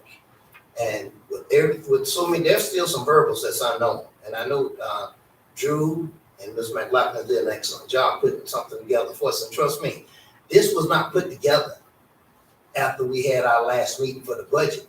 We started working on this stuff back in January, February, and then go, hey, cut some of the stuff here, But then when we find out there's still some unknown variables. But I think with what we learned here tonight, that if we go in and do a complete comprehensive study and put everything together with that new thing coming in, y'all will find out we were gonna have a shortfall when we do the budget next year, a major shortfall. And that's gonna come. So any other discussion? At this time, the motion on the floor is to balance the current budget with the money that we would be removing from fund balance, and that amount, according to this budget, is $533,750. All those in favor signify by raising your right hand. All those opposed? It's 4-1. $533,750. All right, This is I will the- make that change. Do we need to bring anything back in the That's next what I was meeting? gonna say. Are you intending to adopt the budget with that amendment? With that amendment, because that, So I think you need this to budget, formally, yeah, this budget that is in here has the increase of the positions. And it shows us a tax increase, but instead of a tax increase, that we're using fund balance. So does that make sense, or do we need to, what we need to do? I think you'll need to formally adopt the budget ordinance. I think you could probably, unless Drew, you need to make those changes substantively. Are there other I substantive can things make you'll need to them change? subsequently. Do we, So just need a budget. They can go ahead and approve the ordinance. I can make that change. I think if you can approve the ordinance as amended by the board with that change, does that require you to go back and make other changes to the? That's just one Okay. property tax to fund balance. So we need a motion I think then to with that adopt it. said, you could adopt the proposed budget ordinance as amended with that amendment. I'll make a motion that we adopt the budget ordinance With that with the amendment. amendment. So have a motion, have a second. I'll say, Have a motion, a second. All those in favor signify by raising your right hand. All opposed? 4-1. Okay, I'll make that change. And just in an abundance of caution, you could probably put the amended budget on the consent agenda next meeting just to formally adopt it. Let's do that, yeah. question, do we need to approve a separate motion to move to adopt the proposed 23-24 fiscal year fee schedule? Well, that's on there. Is the- Do we need to, What I is think the that's- fee schedule part of the budget? Oh, ordinance? yes. Part of the budget, correct? So now, the second motion would have to be the fee schedule. Okay. So we have a I'll motion. put that in the form of a motion that we move to adopt the proposed 23-24 fiscal year fee schedule. Have a motion, have a second. Have a motion, a second. All those in favor signify by raising your right hand. That's 5-0. All right, thank you. Thank you, sir. Mayor, I have a comment if you Okay, want. yes, sir. I just like to let the citizens that are in attendance tonight understand that, we had a good discussion up here in this board has continued for the last over a year now to work together. We haven't always, everybody's not always seen eye to eye on every issue, but we've always been able to talk with each other and come together in these times. So I appreciate and respect each one of my fellow board members. Thank you. Sir. All right, next thing we have is public comments, and we do have two that have signed up for public comments. The first person is Delmar Thomas. If you'll come to the microphone, and we need your address, and then you may speak. You have 3 minutes.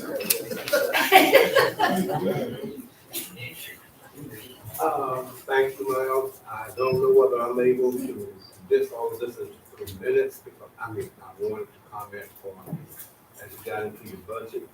But my name is Delmar Thomas. I'm a landowner between the Fairway Forest and the Steeplechase subdivisions. I've been a part of this community for 72 years. And still a part of this community.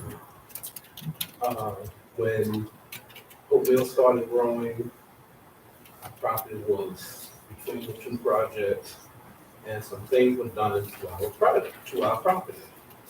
And thankfully to Mr. Creas and Ms. Brown, I've been trying to talk to the city for 32 years about this, and someone finally listened.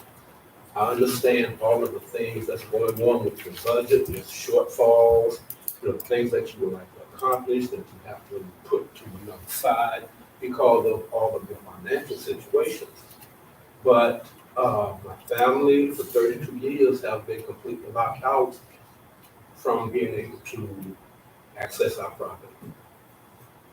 And the reason that this has happened was because of actions that the city of Hopeville took without permission, and they completely blocked us off of our property.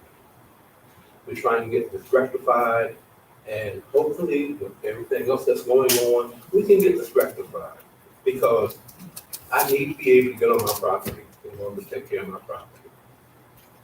And in those 32 years, so much has grown, and to be able to accomplish this, it would cost me, I'm a senior citizen on a fixed income as well. It would cost me a tremendous amount of money, and I'm hoping that in all that you're trying to do, that at some point in time, I'll be able to sit down and talk to someone and get this situation relieved. Mr. McLaughlin, would he need to come and speak with our planner or with you? Well, may I say this? Yes, sir. 3 decades is a long time to try to get something done. I've written many, many times, and no one seems to be able to now to find the letters that I've written, or the relief that I've requested. I don't think the board has received this concern, but I can tell you that what we probably need to do is let some research be done, so can you? That's correct. I'm gonna give him my call. You can reach out to me first thing in the morning. We can sit down and look at sounds like he's saying that his property's been landlocked, which is eliminating your access to it. Yeah. So we can take a look at and see what has happened and what we can do to rectify the situation. Well, I know I only have 3 minutes. I have one statement. I'm 72 years old. If this is going to take another 30 years, that would mean I'm 102. I would like to resolve this, while I'm still, Mr. McLaughlin, can you come visit with Mr. McLaughlin tomorrow morning? I can meet you on the first thing in the morning. Okay, first thing in the morning? Okay, this is going to be beneficial. Yes, sir, it will be beneficial. You don't have to wait 30 years. This is before all of the time. There was a time in Hopeville that people did what they wanted to do, whether it was correct, right. No, Mayor is really not funny. I mean, we have been in this situation. I understand, sir. I've had pit bulls sicked on me, I've had guns drawn on me, I've had police called on me trying to access our property that's been in my family for over 100 years.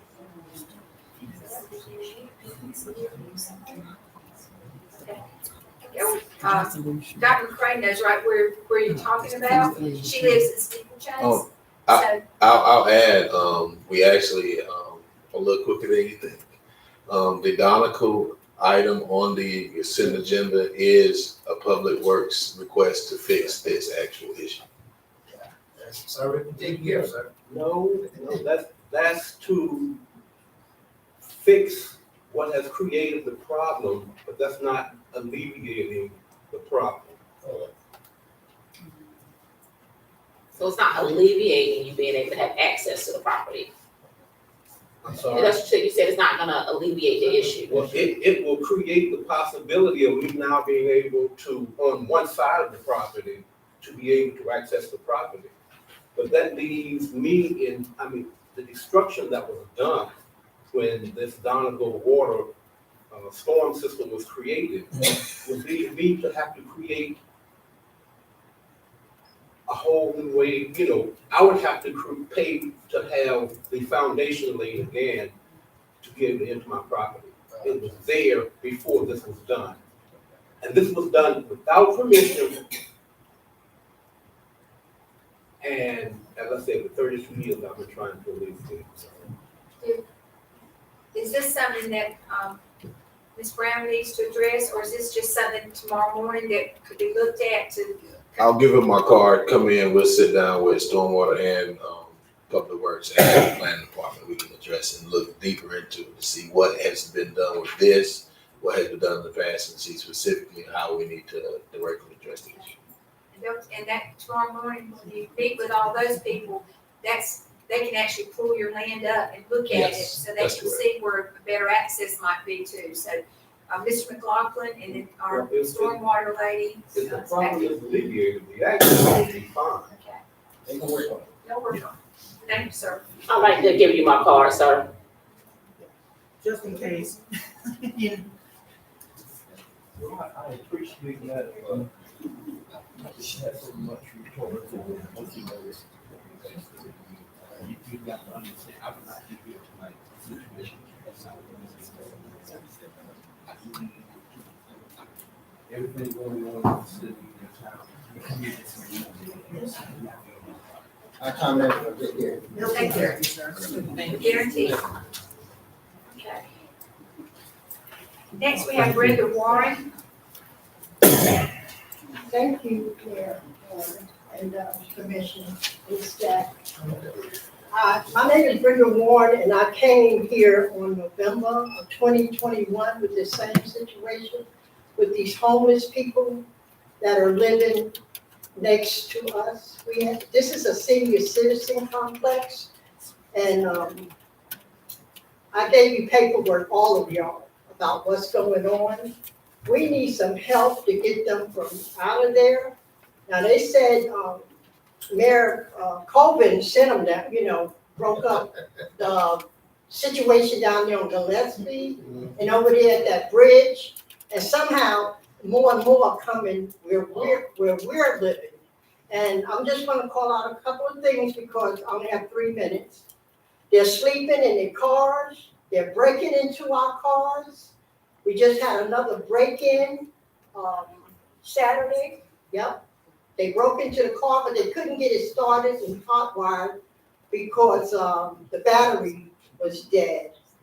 We have homeless people that use our property to get over there to sell drugs.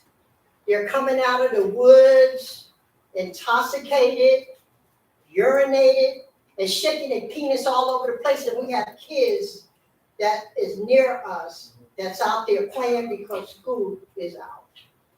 Other tenants, they come on their patios and porches and steal their little pillars and things that they sit on. I'm just gonna skip around. The tenants out here, we're afraid. We're scared to death. I don't know if you can pull the paperwork back up from November I forgot my day, I think it was the 15th of 2021. I would like our people from our community to stand up. One left because she had to go.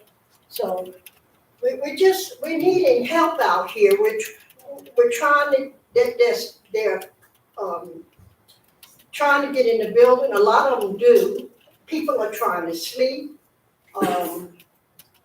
It's just a whole lot going on out there.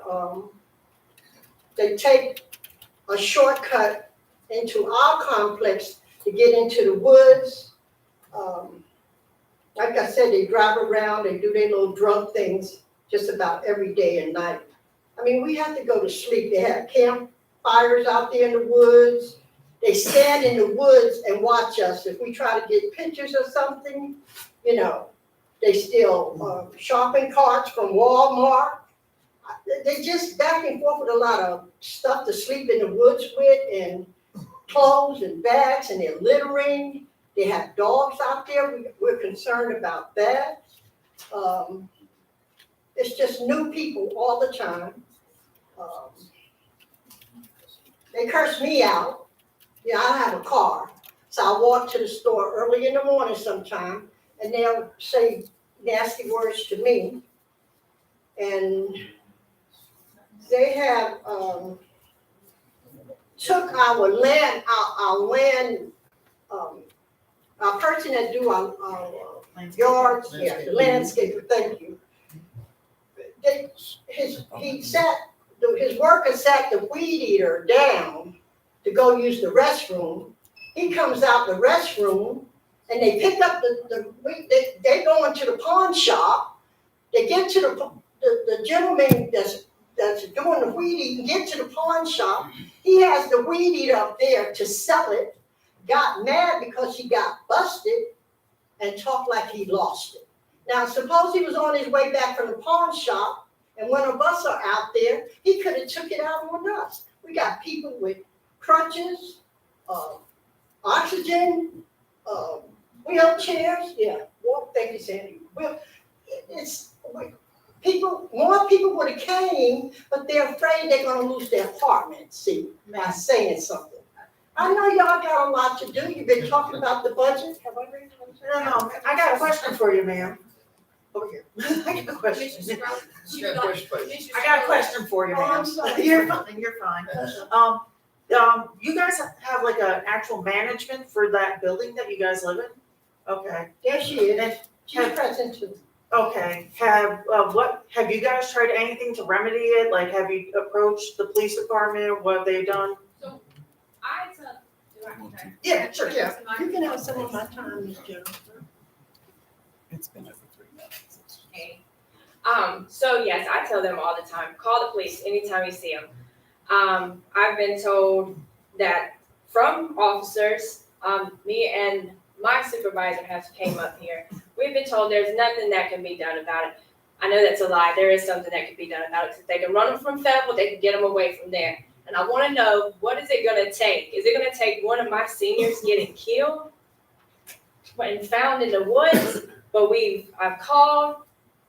Saturday, I talked to an officer that was on duty. He had rode through there, but he enlightened me that there was only 3 officers working the road that day or that night. So they're short-staffed. I don't know. Something's got to be done because it's getting hot. Summer, all we smell is human feces. Okay. Oh my God. I mean, it's bad over there.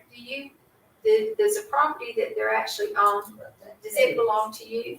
It does not. So it belongs, there's another property. I guess it belongs to the VFW. To that. No, Madam Mayor. Ma'am, I think you don't want to have the dog. Used to walk in the woods, ma'am? That's you, okay. And last year, you and I was talking about getting the area cleaned up. That is private property. Now, trust me, I've talked to the police chief about it. We tried to get it clean. The owner, at the time, I don't know if it's still the same person, refused to do anything about it. I went in there myself personally and cleaned up the tents, cleaned up the drug paraphernalia, cleaned up all the trash that was there. They're right there again. And I talked to the church. The church was trying to get a survey to see if the property line ends and begins. so that they can evict them off their property. So we gotta find out who owns the property. Ms. Malaka, can you probably find out who owns the property and maybe we can address it with the property owner, if you know who it is? There's a sign out there for sale, and I'm sure her name or his name is on there. It's been for sale now for a minute, you know, and it's just dangerous. I can definitely look into that. I want to also let the public know that we've recently, in about the last month and a half, 2 months, developed a program with the Continuum of Care program downtown the city of Cumberland County that deals with homelessness. And what we're trying to do is trying to figure out some kind of way of dealing with this stuff. So the Alms House is now a contact point for the Continuum of Care program for homelessness for the county. So what happens is we have pamphlets now that we've given the PD, they were given to local businesses. So now when you encounter, we can give you some as well. A lot of these situations cannot be rectified with 1 or 2 approaches, but many of the homeless situations can be rectified by directing them to where the resources are available. And so what our plan of action has been so far was to direct them to the Alms House, so that on the busiest day of feeding for the Alms House, they can go there and get something to eat. There should be Continuum of Care staff there from the county that can tell them more about dormitories that are available in the county and things of that nature that provide the services. That does not fix everything, but I also will look into the property owner situation, things of that nature, because if it's a private property owner and it's in town limits, we can handle code enforcement as well. So there's a multi-pronged approach we can take, but we have done something in the last month and a half, 2 months to at least try to deal with the homelessness issue in a way that directs them to very bad. Mr. McLaughlin, as well as I can remember, and it's been, I know I went and visited the one of the first four ladies, and it's been probably a couple of years ago, 3 years ago. And I remember at that time we found out that the property is actually in Cumberland County. That's why I said if it's in town limits, because without GIS in front of me, that's what I need to I research to believe see. that's what we found, was that it was Cumberland County, and that was another reason that it was complicated, but What do we do, Mayor, when, I mean, we're pleading for help Yeah, that's because right. some of these people are not amateur like we are. They're senior citizens trying to live out the rest of their life. And if somebody push them or hit them, they're gone. Chief Doninger, did you have a comment that? Well, I just wanted to say, yeah, it is county property, which makes it difficult. We have a lot of issues when it comes to county property being so close to town property, because our residents are expecting us to take care of it, and really it's the county's jurisdiction. But I'll give you my card. We did homeless outreach just this past week, where my officers and some of my staff went to meet with some of the homeless in town to give them the information about what Mr. McLaughlin was just talking about with the Alms House, and to try to get them the resources that they need so they can find places to stay. So, but I'll give you my card. I wasn't here in 2021, so I'm not sure. They just told me what spot you're talking about, behind the post office, I guess, right? Is that it? Sort of, kind of like there's a Right, yeah. street of, And it's definitely county property, but I'll give you my card, and maybe you can all come in and see, meet with me, and I can get some more information about it, and then I could reach out to the sheriff's department and some people at the county and see if they can help you. because they're breaking in offices. No, I understand, yeah, it's definitely an And issue. what's gonna happen next, assault, rape, murder? I mean, it's bad out there. No, it's definitely an issue, but Yeah. if you want to come and meet with me, I'll give you my card, and then I can at least get you to the right spot at the county, so maybe they can help Yeah, us out. 'cause thank y'all for your time, and I do hope your brother gets to feel better. Didn't you say your brother was sick? Yes. I hope he gets to feel better. Thank you, Mayor. Last 3 weeks. 2 cars. We go to bed at night, we don't know if we're gonna have vehicles sitting out there or cars. Yeah, we all come to my office, yeah. You're at that, and I know you see. Oh, Yes, ma'am. I just want to say one thing. I've worked with the homeless and the ones that don't, excuse me, the ones that want to live like this will refuse the outreach this thing. They love to live with their drugs and their alcohol, so they don't want to be anywhere. So they're not gonna go to Mom's house. I watched it go by, have the apartment where we at. One approached me today. I'm on my patio, he comes up to me, what to do, I've got a bicycle, so I'm speaking, I don't have a chair or a bicycle, it's a kid's bicycle. They don't want help, they want to live like we don't. They're not going to a Mom's house, they're going up to a Walmart, a park. They sit down and try to collect money out of them. And they come in drunk, they're eating, or high, whatever it is. But that's why I'm saying, they're not the ones that want it. I will get with, some of the soldiers down there, well, veterans, I should say. And we will walk through the woods tomorrow, check it out. All right. Thank you so much. I appreciate it. Thank you.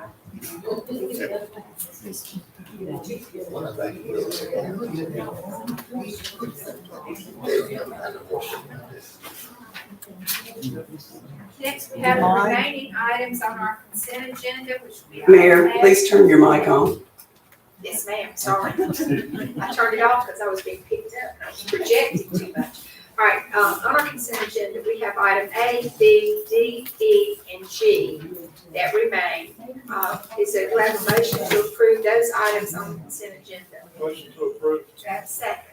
Second. Motion is second. All those in favor signify by raising your right hand. Seeing none opposed. We have no old business. New business, consideration of resolution R 2023-17, setting a public hearing for annexation A 2023-05 on June the 20th, 2023. And that is the annexation of the piece of property on. Mayor, Yes, sir. I'd like to make a motion that we approve resolution R 2023-17, fixing a public hearing at 7 p.m. on Monday, June 20th, 2023. Tuesday. Tuesday, it says Monday. It's So Tuesday. Tuesday, June 20th, 2023, at Hot Mills Town Hall, 5770 Rockfish Road, room number 120, on the question of annexation number A 2023-05, requested by petition filed pursuant to GS 168-58. Have a motion, have a second? Second. Have a motion, and a second. All those in favor signify by raising your right hand. Seeing none opposed. Next item is consideration of the nominations committee recommendations. Mayor, can I just go ahead and make a motion that we approve the nominating committee's recommendation? Okay, I have a motion, have a second? Second. Have a motion, and a second. All those in favor signify by raising your right hand. Seeing none opposed. Next, we have the panhandling ordinance discussion.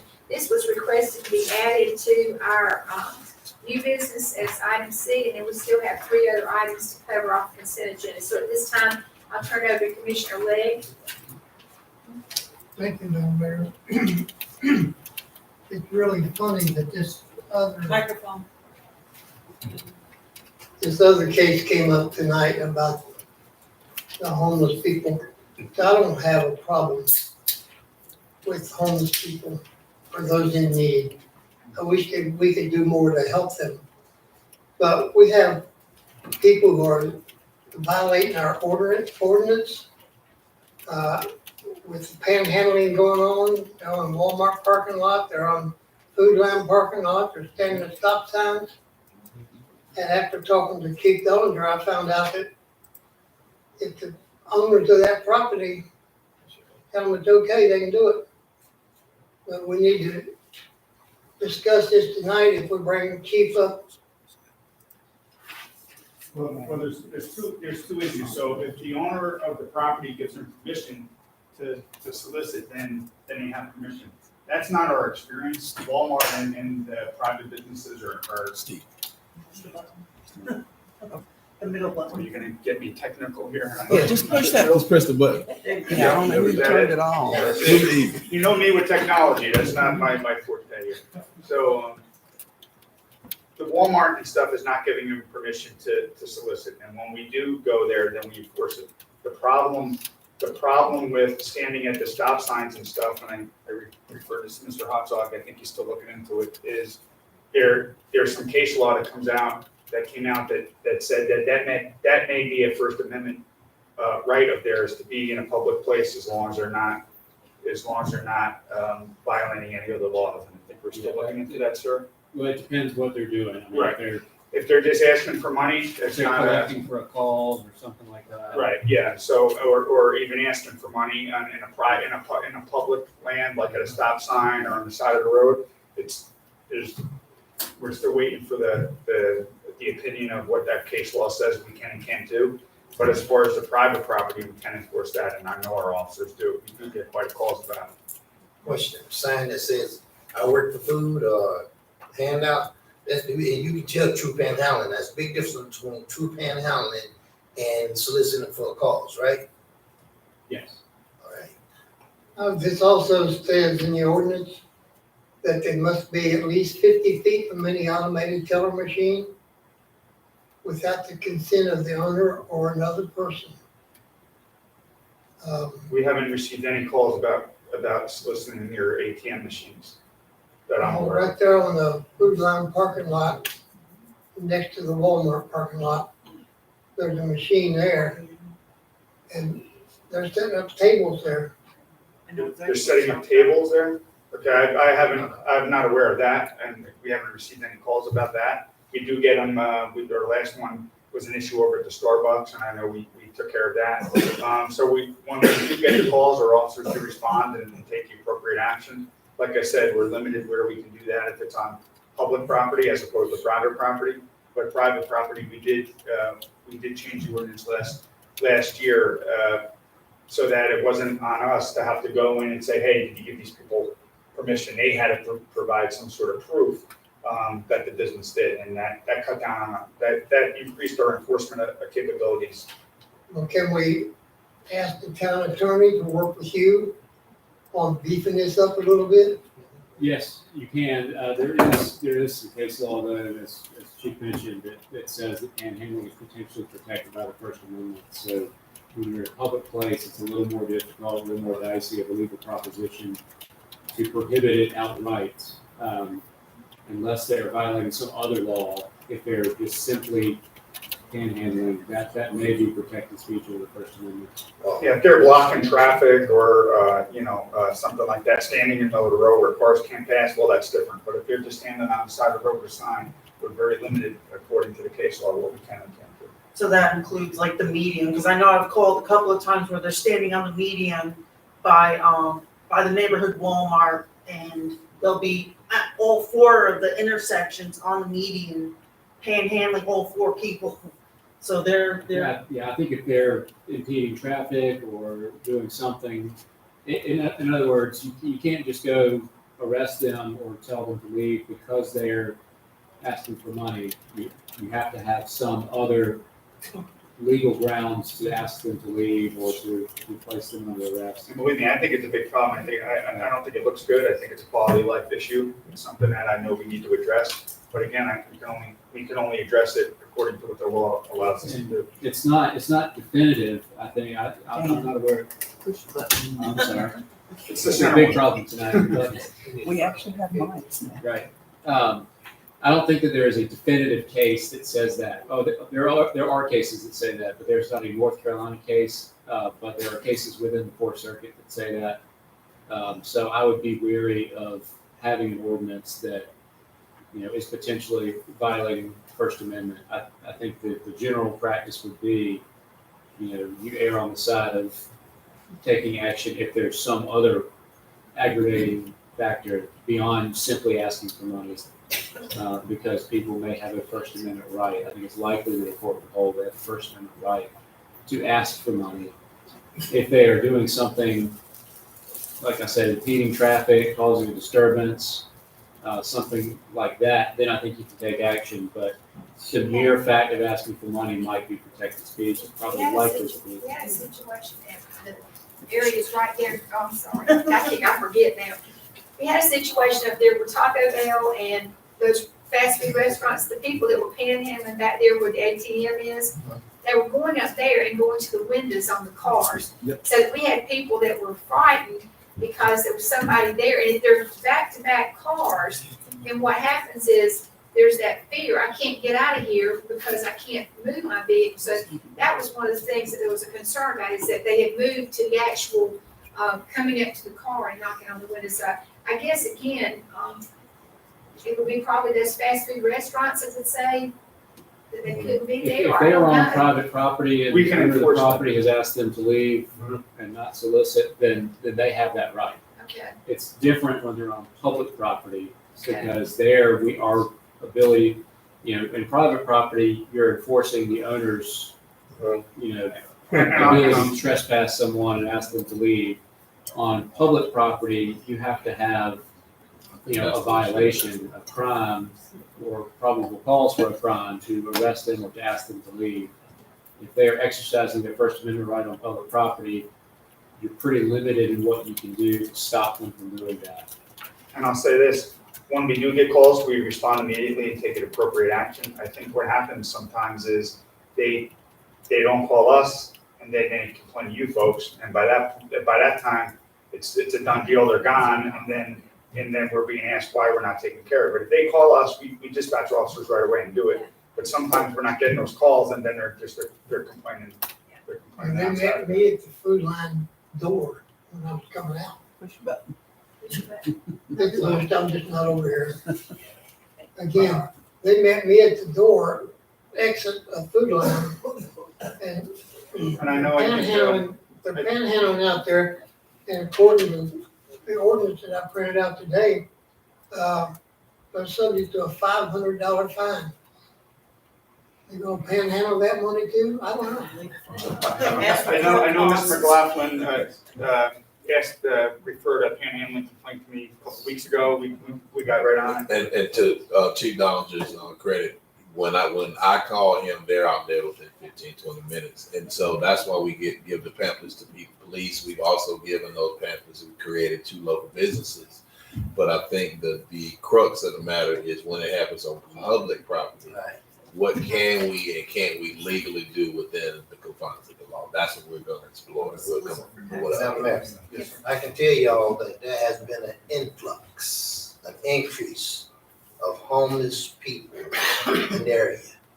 The numbers have spiked at the Alms House. They're very transit. I'm seeing new faces every day, some just rolling through.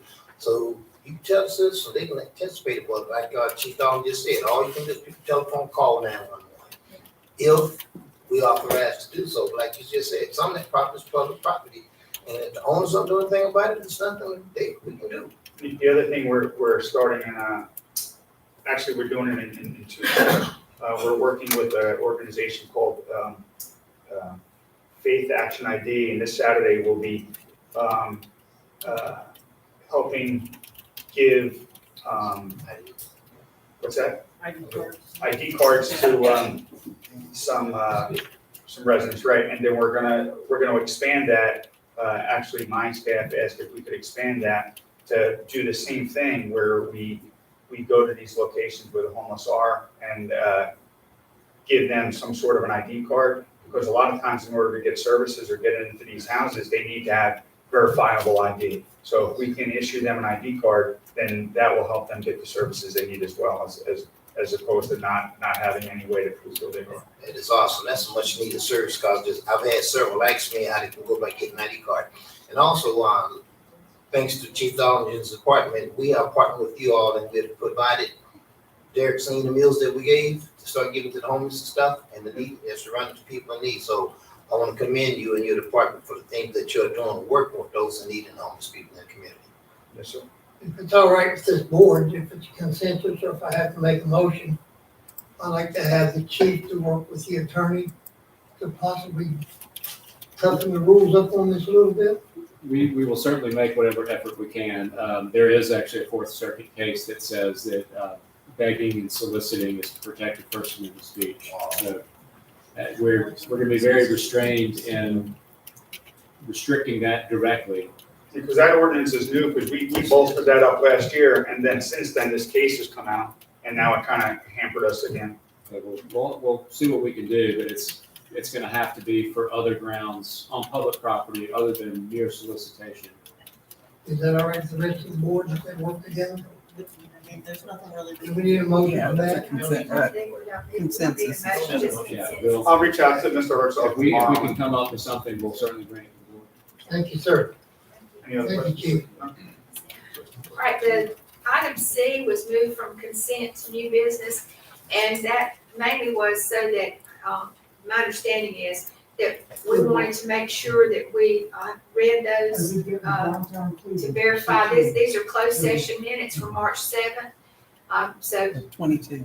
you want to, this time, have you had an opportunity to read those, or do you want to, wait and make this decision at our next board meeting, whether or not to release them? Would that be appropriate? It's there. Y'all read them before the meeting. didn't Right, you? that's why they asked it to be pulled, because The one that's in question, the one that said pull, isn't, am I correct? It was to be pulled if you felt like you needed to pull it. Otherwise, it was on consent and you pulled it. So I'm assuming there were questions.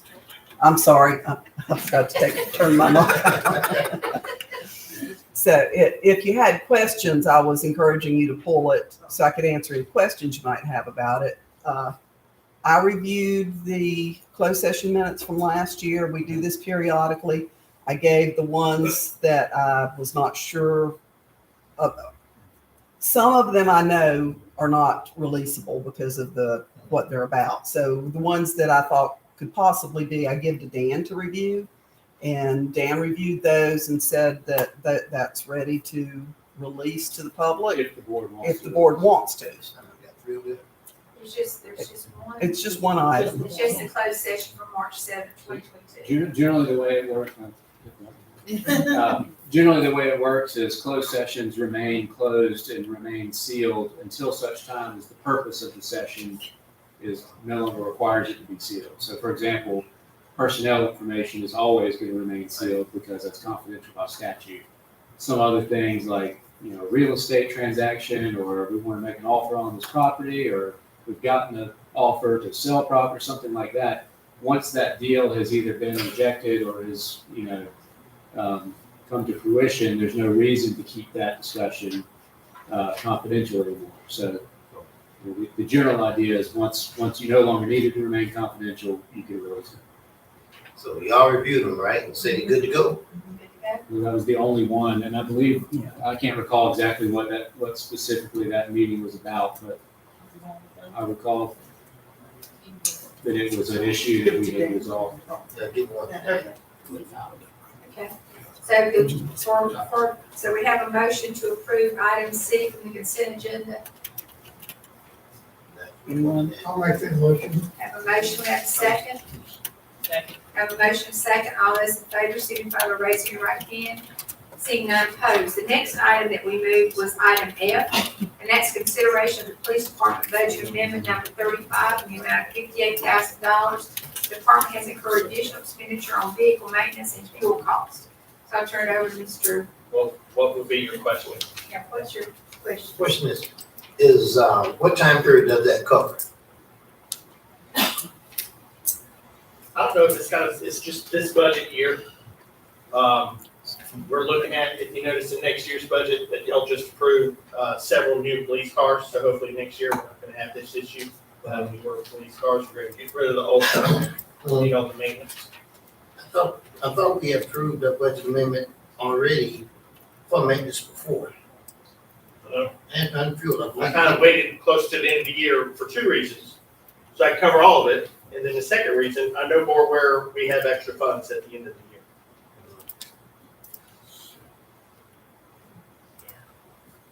They're actually coming out. They're actually coming out of camps that the money will be available in. Well, let me ask this, if I may.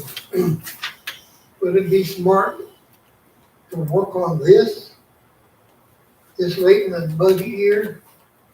Or do something else, like another vehicle or something? Instead of repairing this. These vehicles have already been repaired. This is not and the invoice that's sitting out there waiting to be paid. This is what we have already, is that what you're asking? This has already been done through the year, throughout the course of the year. Oh, so this covers the entire year? Yes. Okay. I'm sorry, I might have misunderstood the question, but yeah, this is expenditures that we've done on the police vehicles over the course of the year. It's not like one vehicle that's getting fixed or a few right now. This is above and beyond what was forecasted. Yes, because we have a very aged fleet. Yes. The chief can probably speak to that, and we've had to do a lot of maintenance, but as you see, next year's budget, we have several police cars. That 191,000 is gonna be several police cars that we're gonna replace all these old ones. So this another. They will be leased vehicles. See, that's what I was talking about earlier, when we was talking about the budget. See, if that's $58,000 shortfall, was this factored in this budget going forward? If not, we'll have another shortfall next year this time. Would you agree? Do we have a shortfall? I mean, We have funds to cover it, so that's Right what now. we're doing. Yeah, there's funds to cover it now. right. Yeah, But see, if it was not forecasting this year's coming year budget, we're gonna have the same problem again next year. we shouldn't, because we're getting newer vehicles. We shouldn't. Shouldn't. All right. Madam Mayor, I have a question. Do we know how many vehicles this covers? Like the maintenance, like how many this, Now that I do not know, the chief may need to speak for that. I think it's 50 vehicles or 45 vehicles. It's right around that ballpark. We have taken steps, some things that I did to try to reduce this maintenance cost. And I did request a budget of 100,000 for this, which was cut because very early on, I realized that the state of the fleet wasn't taken care of over the years, and the aging vehicles are always gonna cost more money. So what we did is, now we're leasing vehicles, and the newer vehicles will cut down on maintenance costs, obviously, because they're covered by warranty. So a lot of the costs will be covered by warranty. We contracted with Enterprise, which is our leasing company where we're leasing the vehicles from. And what we actually did recently was to contract with them, because they offer another service, is we pay a monthly rate. I believe it's $7 a vehicle. I think it's $7 a vehicle, and what they do is they manage our whole fleet for us, and they negotiate better prices at local garages. So we're getting that money back just in what we're saving in repairs. So if a vehicle does need repairs, we're saving money because they've already negotiated discounts in making those repairs. And like Mr. Holland said, we're gonna be getting rid of a lot of the older vehicles. Again, to use your expression, Mr. Mitchell, the can was kicked down the street for years with the vehicles, and now we're just trying to get to a spot where it won't be. The other thing Enterprise does for us is they keep track of the equity in the vehicles, and they let us know when it's the best time to sell, so that we're making more money on getting rid of those vehicles instead of keeping them too long, and that money gets rolled right back into the program, so we can be as economical and financially responsible as possible. Another question. Do we use a fleet card for gas, for fuel? Every car, I think even throughout the town has a fleet card, it's WEX, yes, sir. Now, I'm asking that question now. Do we have a comprehensive combined roll-up at the end of the fiscal year that shows you the total amount of fuel purchased are just the monetary amount? The reason why I say that is we calculate the total amount of gallons that was used and then forecast at the high end. You know what I mean? Yeah. Regardless of what gas costs, if we use premium, all of the bill across the board is premium. That way you already forecast well above. Right. We did some of that with the budget process. What we can't count on is when gas prices escalate. That's what I'm talking I about. don't know if you see, prices will get down. I remember it got down to, I think, $2.95 in front of the Walmart, and then 2 days later, it was up to $3.40. Right. You know, so it's so hard to estimate. And like you say, when we have a budget that we're trying to cut as much as possible, we don't have room for contingencies. So when the chief asked for $100,000 in maintenance and $80,000 in fuel, we're thinking, does he really need that much for that? So we do cut it a little bit, and then we get to the end of the year, and it's like, you know what, we probably shouldn't have cut that because we ended up needing it, but we're hoping that we don't. And we did that again with next year's budget, hoping that we don't based on some of the changes that we made, but we do take that into consideration. See, there's two fuel rates that would always be high. Premium and diesel. Those are your high two. Right. And if you forecast and calculate those at that rate, you'll pretty much be straight. But if you notice, last year, I think it was, there was like 4 departments we had to come back with fuel Right. budget amendments. This year, just one. So I think we've done it better. It's hard for the police. They have so many cars. They're driving all day long. 24 hours. Yeah, so, it's sometimes difficult to project. I have one more question. Do we have a policy on vehicle maintenance costs? A policy on cost, like if it gets above a certain amount, we replace the vehicle? Yes. We don't, because I will have to say, until recently, we've not had an aged fleet like we do now. So this is kind of new ground, but we just got into the leasing vehicles. And one of the reasons why some of our fleet has gotten so old, because since the pandemic, it's been so hard to even get a car. So when we would have replaced some of these cars 2 or 3 years ago, we can't because they're not available. You can't get the vehicle that you want. And trying to find a truck, extended cab, that's white color is very difficult. Right now, just recently, we've been able to start seeing that, okay, the vehicles are out there now, we can actually get them. We've bought 3 vehicles probably the last couple of months. I think the program that Dollinger just talked about with Enterprise is a approach in the right direction in terms of a program that deals with the maintenance of the cars in a pretty fiscally responsible manner.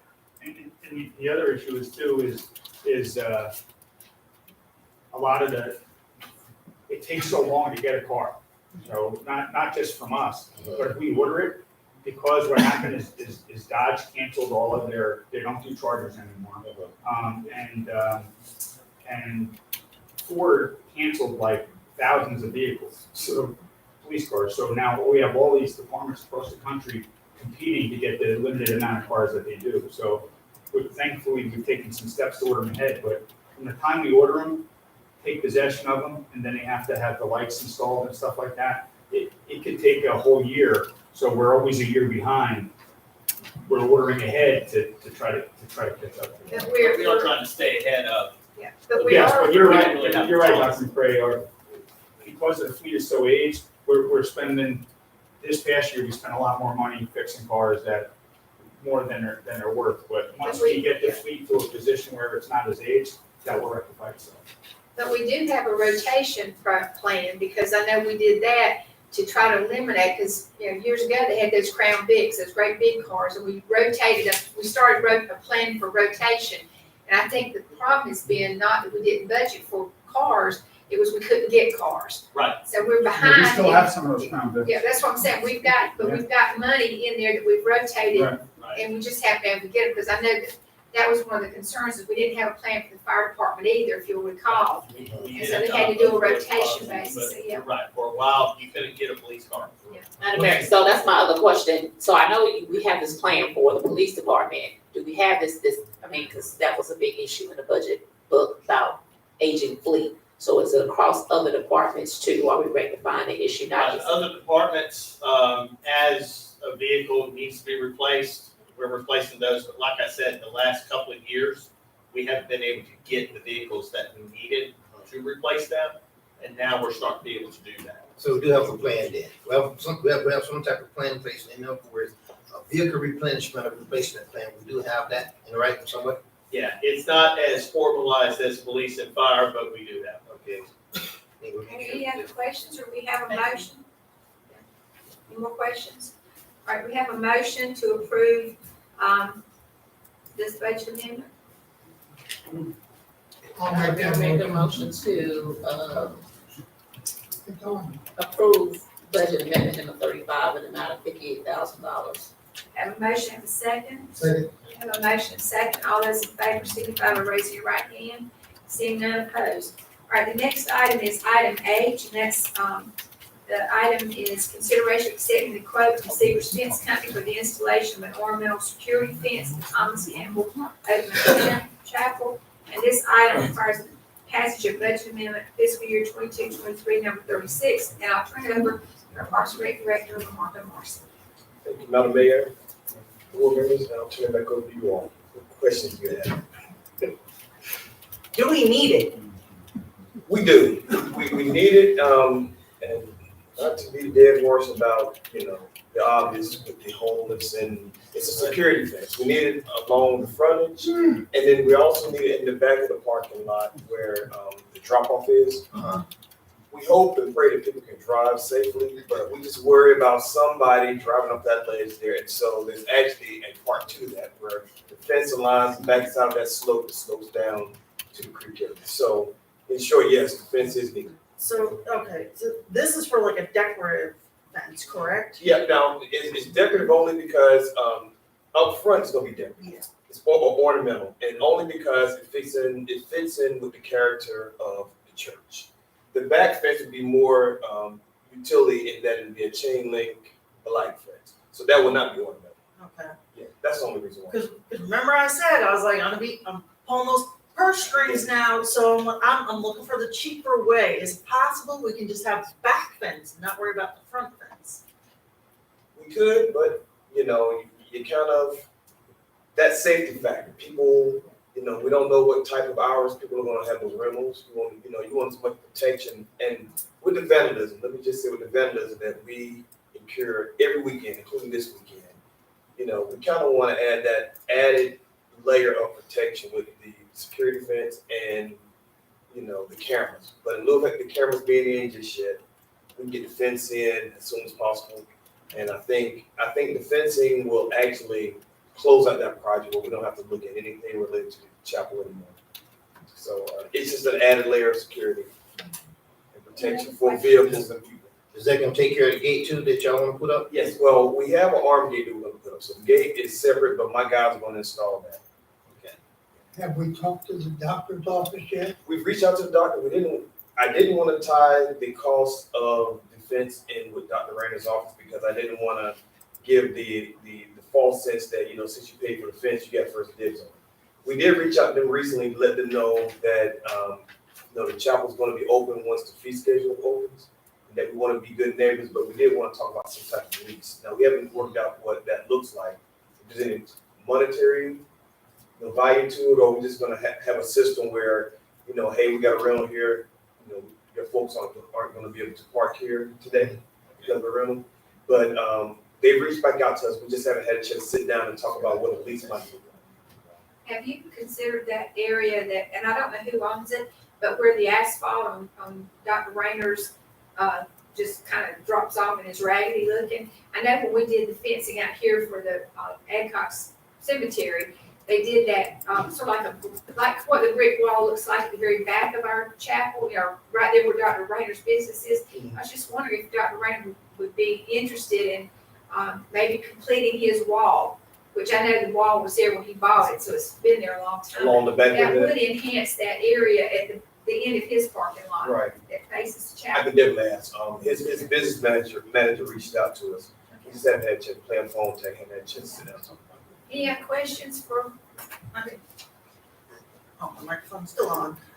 So I'm looking at the actual, the options that the fence company gave, and there's two options. Okay, so there's option one, and that one totals $7,241, and option two, that's $2,522. So option one, which is $7,241, that's just the parking lot. It doesn't cover the area in front of the restroom. Okay. So both options, you know, the full $9,000 plus or minus dollars goes along the whole frontage of the property. I think that's important because you kind of want to deter people from hanging out in the restroom area, hanging out in the breezeway. The last thing we want is homeless, you know, homeless people, you know, camping out at the chapel and on the breezeway area. So Me and my cost-cutting procedures now, okay, I'm gonna make everyone go crazy with this. I'm looking at this, trying to be, is there a way that we can have potentially something for the parking lot and then maybe just a gate for the bathrooms, exactly. So I'm trying to cut costs any way we can now. I'm gonna be like the. we could. The landscape architect in me and the aesthetic person, I would rather have that continuous fencing on the front. But yes, to answer your question, we could narrow it down and just have a gate where the restroom is. So I'll do whatever you guys, whatever the board wants.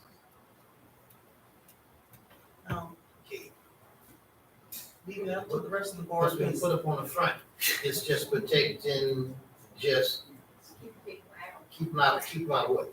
Out of the yard there. Keep 'em out. The yard, the parking lot, and, you know, They can get behind. we designed, the restroom has always been a concern for us because, you know, I understand that. we worry about people hanging out or even spending the night in the restroom, so we got some measures. The fence would be an added deterrent, I think, along with the cameras and some other things we put in place to kind of stop that, be kind of proactive.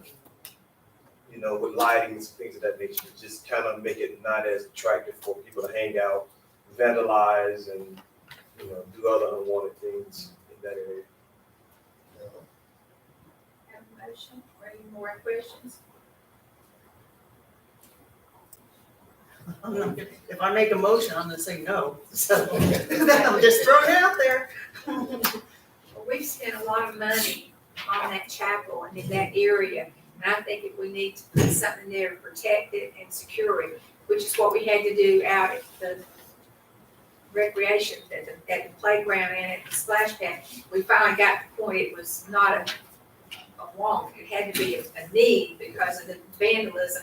And that's the trend right now, it's the, I don't know why.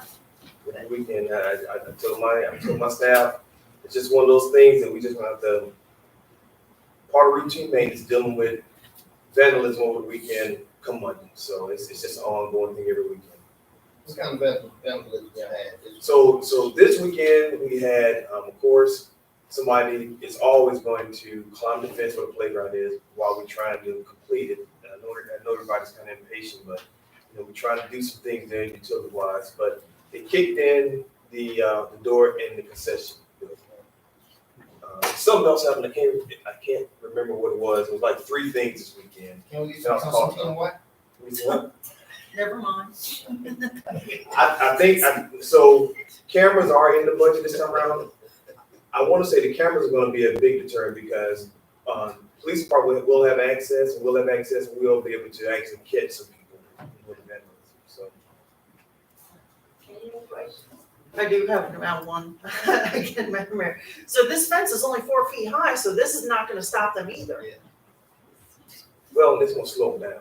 Oh. We would have went 6 feet, but you know, and and originally I said 6 feet, but my staff said, LaMarco, that's gonna look like a prison fence. So we want something that looks nice, you know. It's a security fence, but it also enhances the chapel. But I understand, Commissioner School. I I'm not good at that fence, but 4 feet, you know.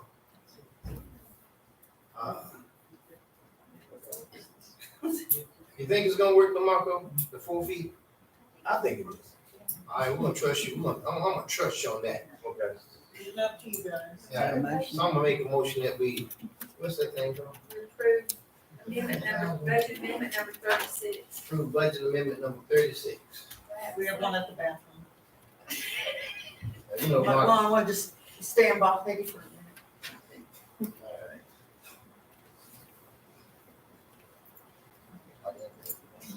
Hurry up, Commissioner Marley.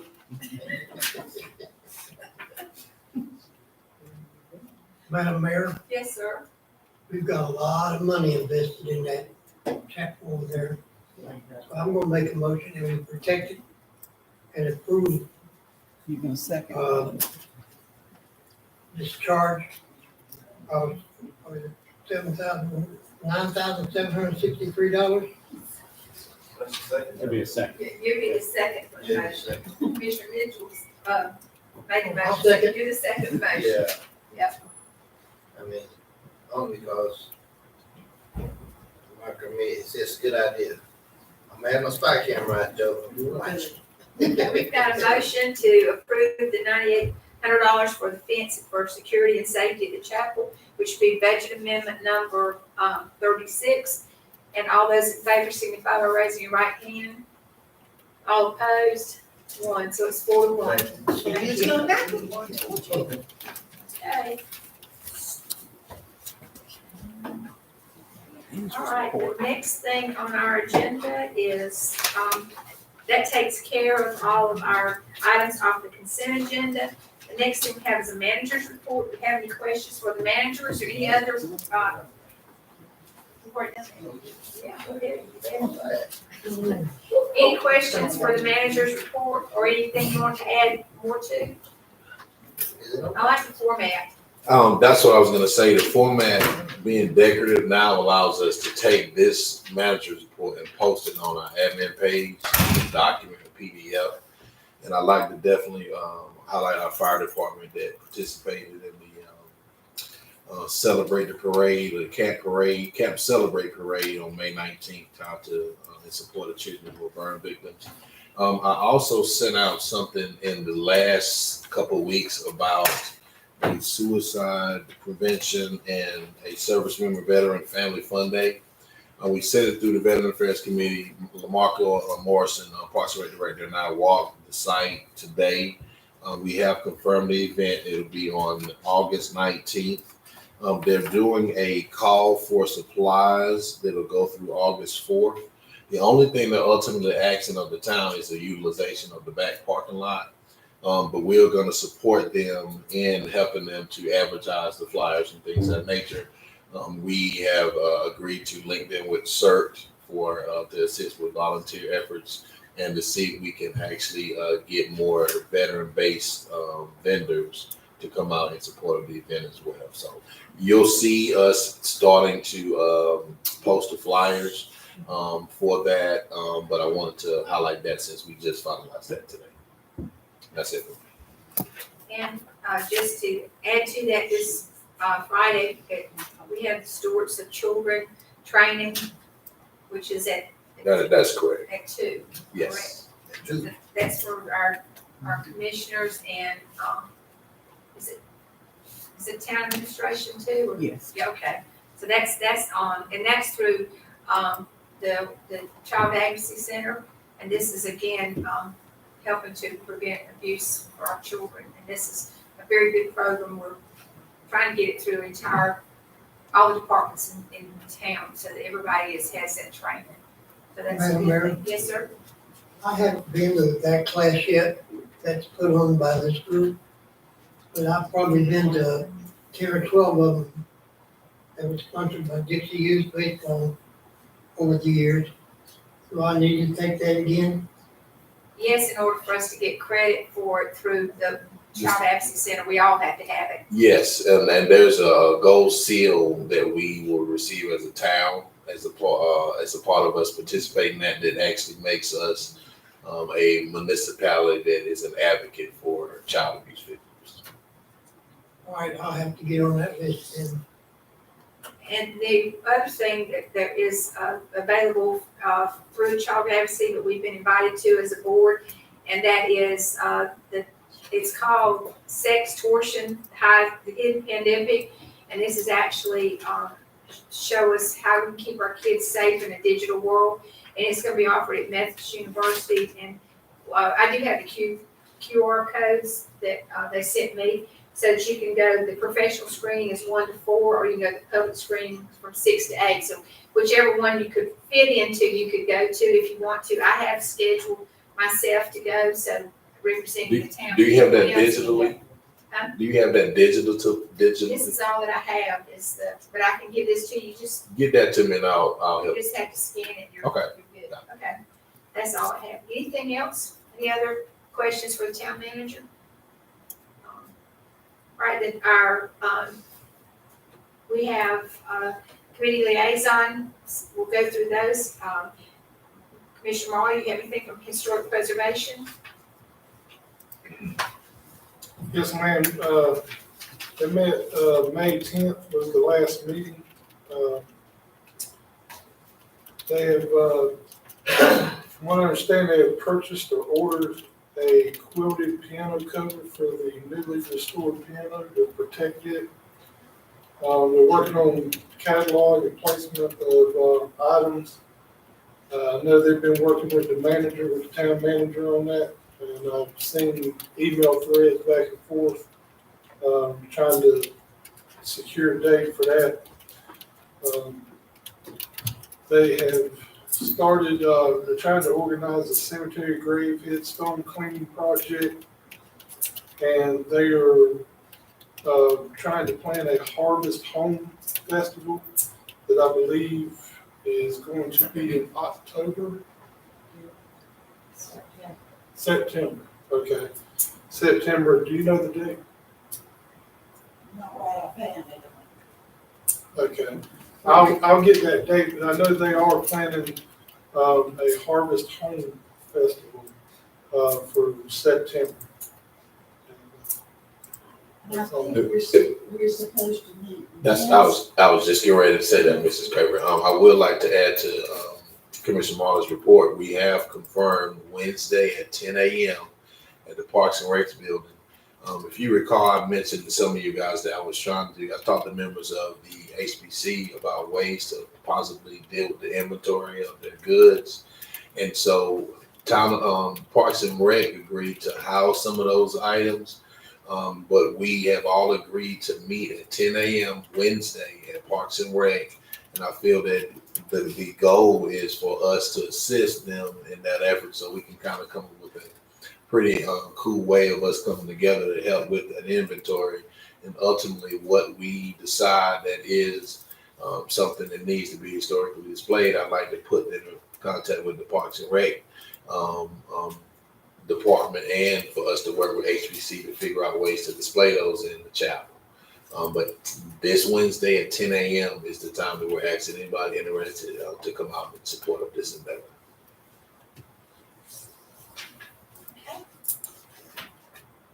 Next, have Commissioner Mitchell with Appearance Commission and RULAC. First, Appearance Committee is, commissioning. They are going to plan a joint meeting so they can come together collectively and make some sound decisions on Christmas decorations and as well as fall activities. And I think they are going to try to do that this month with the next upcoming meetings. Went to the RULAC meeting on May the 18th. Very good information. Had a gentleman by the name of Zan Monroe. He's the CEO of Longleaf Pine Realtors. And he educated us that there is a major housing shortage. I mean, extremely. There's a couple of reasons why. Lack of construction workers, material costs, local government permitting process, and government land use regulations, and that's just a few. And I don't know if something that we might want to consider, but I'm gonna tell you, it would be interesting for him to come before this board and give a briefing to the citizens about the extreme major housing shortfall in areas. Not just this area, this is a nationwide housing shortfall. And the demand is there, and so is the cost. And that is not gonna be no relief. And there's a North Carolina Defense Summit in Raleigh on September the 26th and 27th. And I asked, I'm planning on going. And I mentioned to Dr. Joanne Scarola, because this is actually I went last year, and I went as part of the RULAC, but I think it was a good idea if this board can possibly make it and go there and check it out. Some pretty good information. Last year, I don't think the governor was there, but we had some of our House legislators there, and they gave a very informative briefing about the impact of defense in our areas. Okay. Next, we have Dr. Joanne Scarola, Commissioner Scarola with Veterans Affairs. Merrill Fluster, look at that. So Madam Mayor, the Veterans Affairs Committee did not have a meeting. They canceled their meeting. The next meeting will be June 22nd. All right, Mayor Pro Tem, Dr. Craig, Parks and Rec, and Prime Movers. Prime Movers were supposed to meet on Thursday, but did not because they did not have enough people for a quorum. On Parks and Rec, we met on May 22nd. And Heritage Park, the town was anticipating the completion of their archaeological data report. And that was supposed to have been submitted by the end of May, because this was May 22nd. The splash pad and the playground, we know that people are anticipating being able to use those things, but they are hoping by the beginning or the middle of July that it will be open. And we talked about the sports complex at the golf course property, but that was what was presented in our last board meeting. Looking at the budget, one event that was cut was the Old Mill Day. The dinner for the mill workers will stay. The cotton pageant has been removed and the trunk and treat will be revamped to spend less money on candy, and they will be asking the participants to contribute their own candy. As it relates to programming, our summer camps, weeks 1 and 2 were full with waiting lists. There was some room for weeks 3 and 8 if people are looking for camps to put their children or grandchildren in. And Herring Park, they're looking to take it down because the playground is dangerous and there's a lot of vandalism and graffiti there as well. And looking at our revised Parks and Rec ordinance, the park hours are 7 a.m. to dusk, and there is more detailed language about the dogs at the lake unless they are on the trail, and service dogs are allowed. I believe that is all I had, Madam Mayor. Alrighty.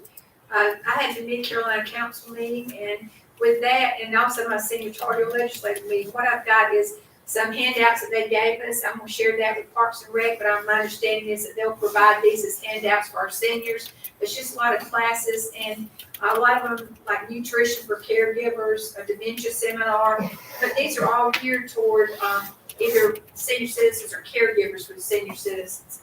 They also gave us the demographics for Cumberland, Hart, and Sampson County, because we're all three together. And it was interesting because when they started looking at or below poverty level, we have identified 782 seniors in Cumberland County that are at or below poverty level and that are, require extra care. So I think that's, again, there's a lot of information here that I thought I'd just make copies or give to Parks and Rec, especially for the events, because it's probably not an event unless you have someone that you're a caregiver for that you would want to be worried with. The other thing that I went to was FAMPO, and I did send the commissioners kind of an update of where we are. The main thing is right now, since the biggest concern has been what's happening on Rockfish and Golfview, right now it's called preliminary work. They're doing the moving of utilities, and you're going to see that going on. My understanding is it may finish this week, but they're moving the utility poles, and they're doing a lot of that. And then the other thing was I-295, the leg from Golfview out to Camden Road, which connects into Rayford Road. That area right there, projected time for the completion, they'll have more information for us. But the good news is with FAMPO, things are moving along those funded projects. Other than that, that's all I have. Any staff comments? I would just like to comment, I will be celebrating my 5th anniversary with the town on the 11th, and this is the first meeting that I've had an operational microphone. So I would just like to thank the board for approving this project.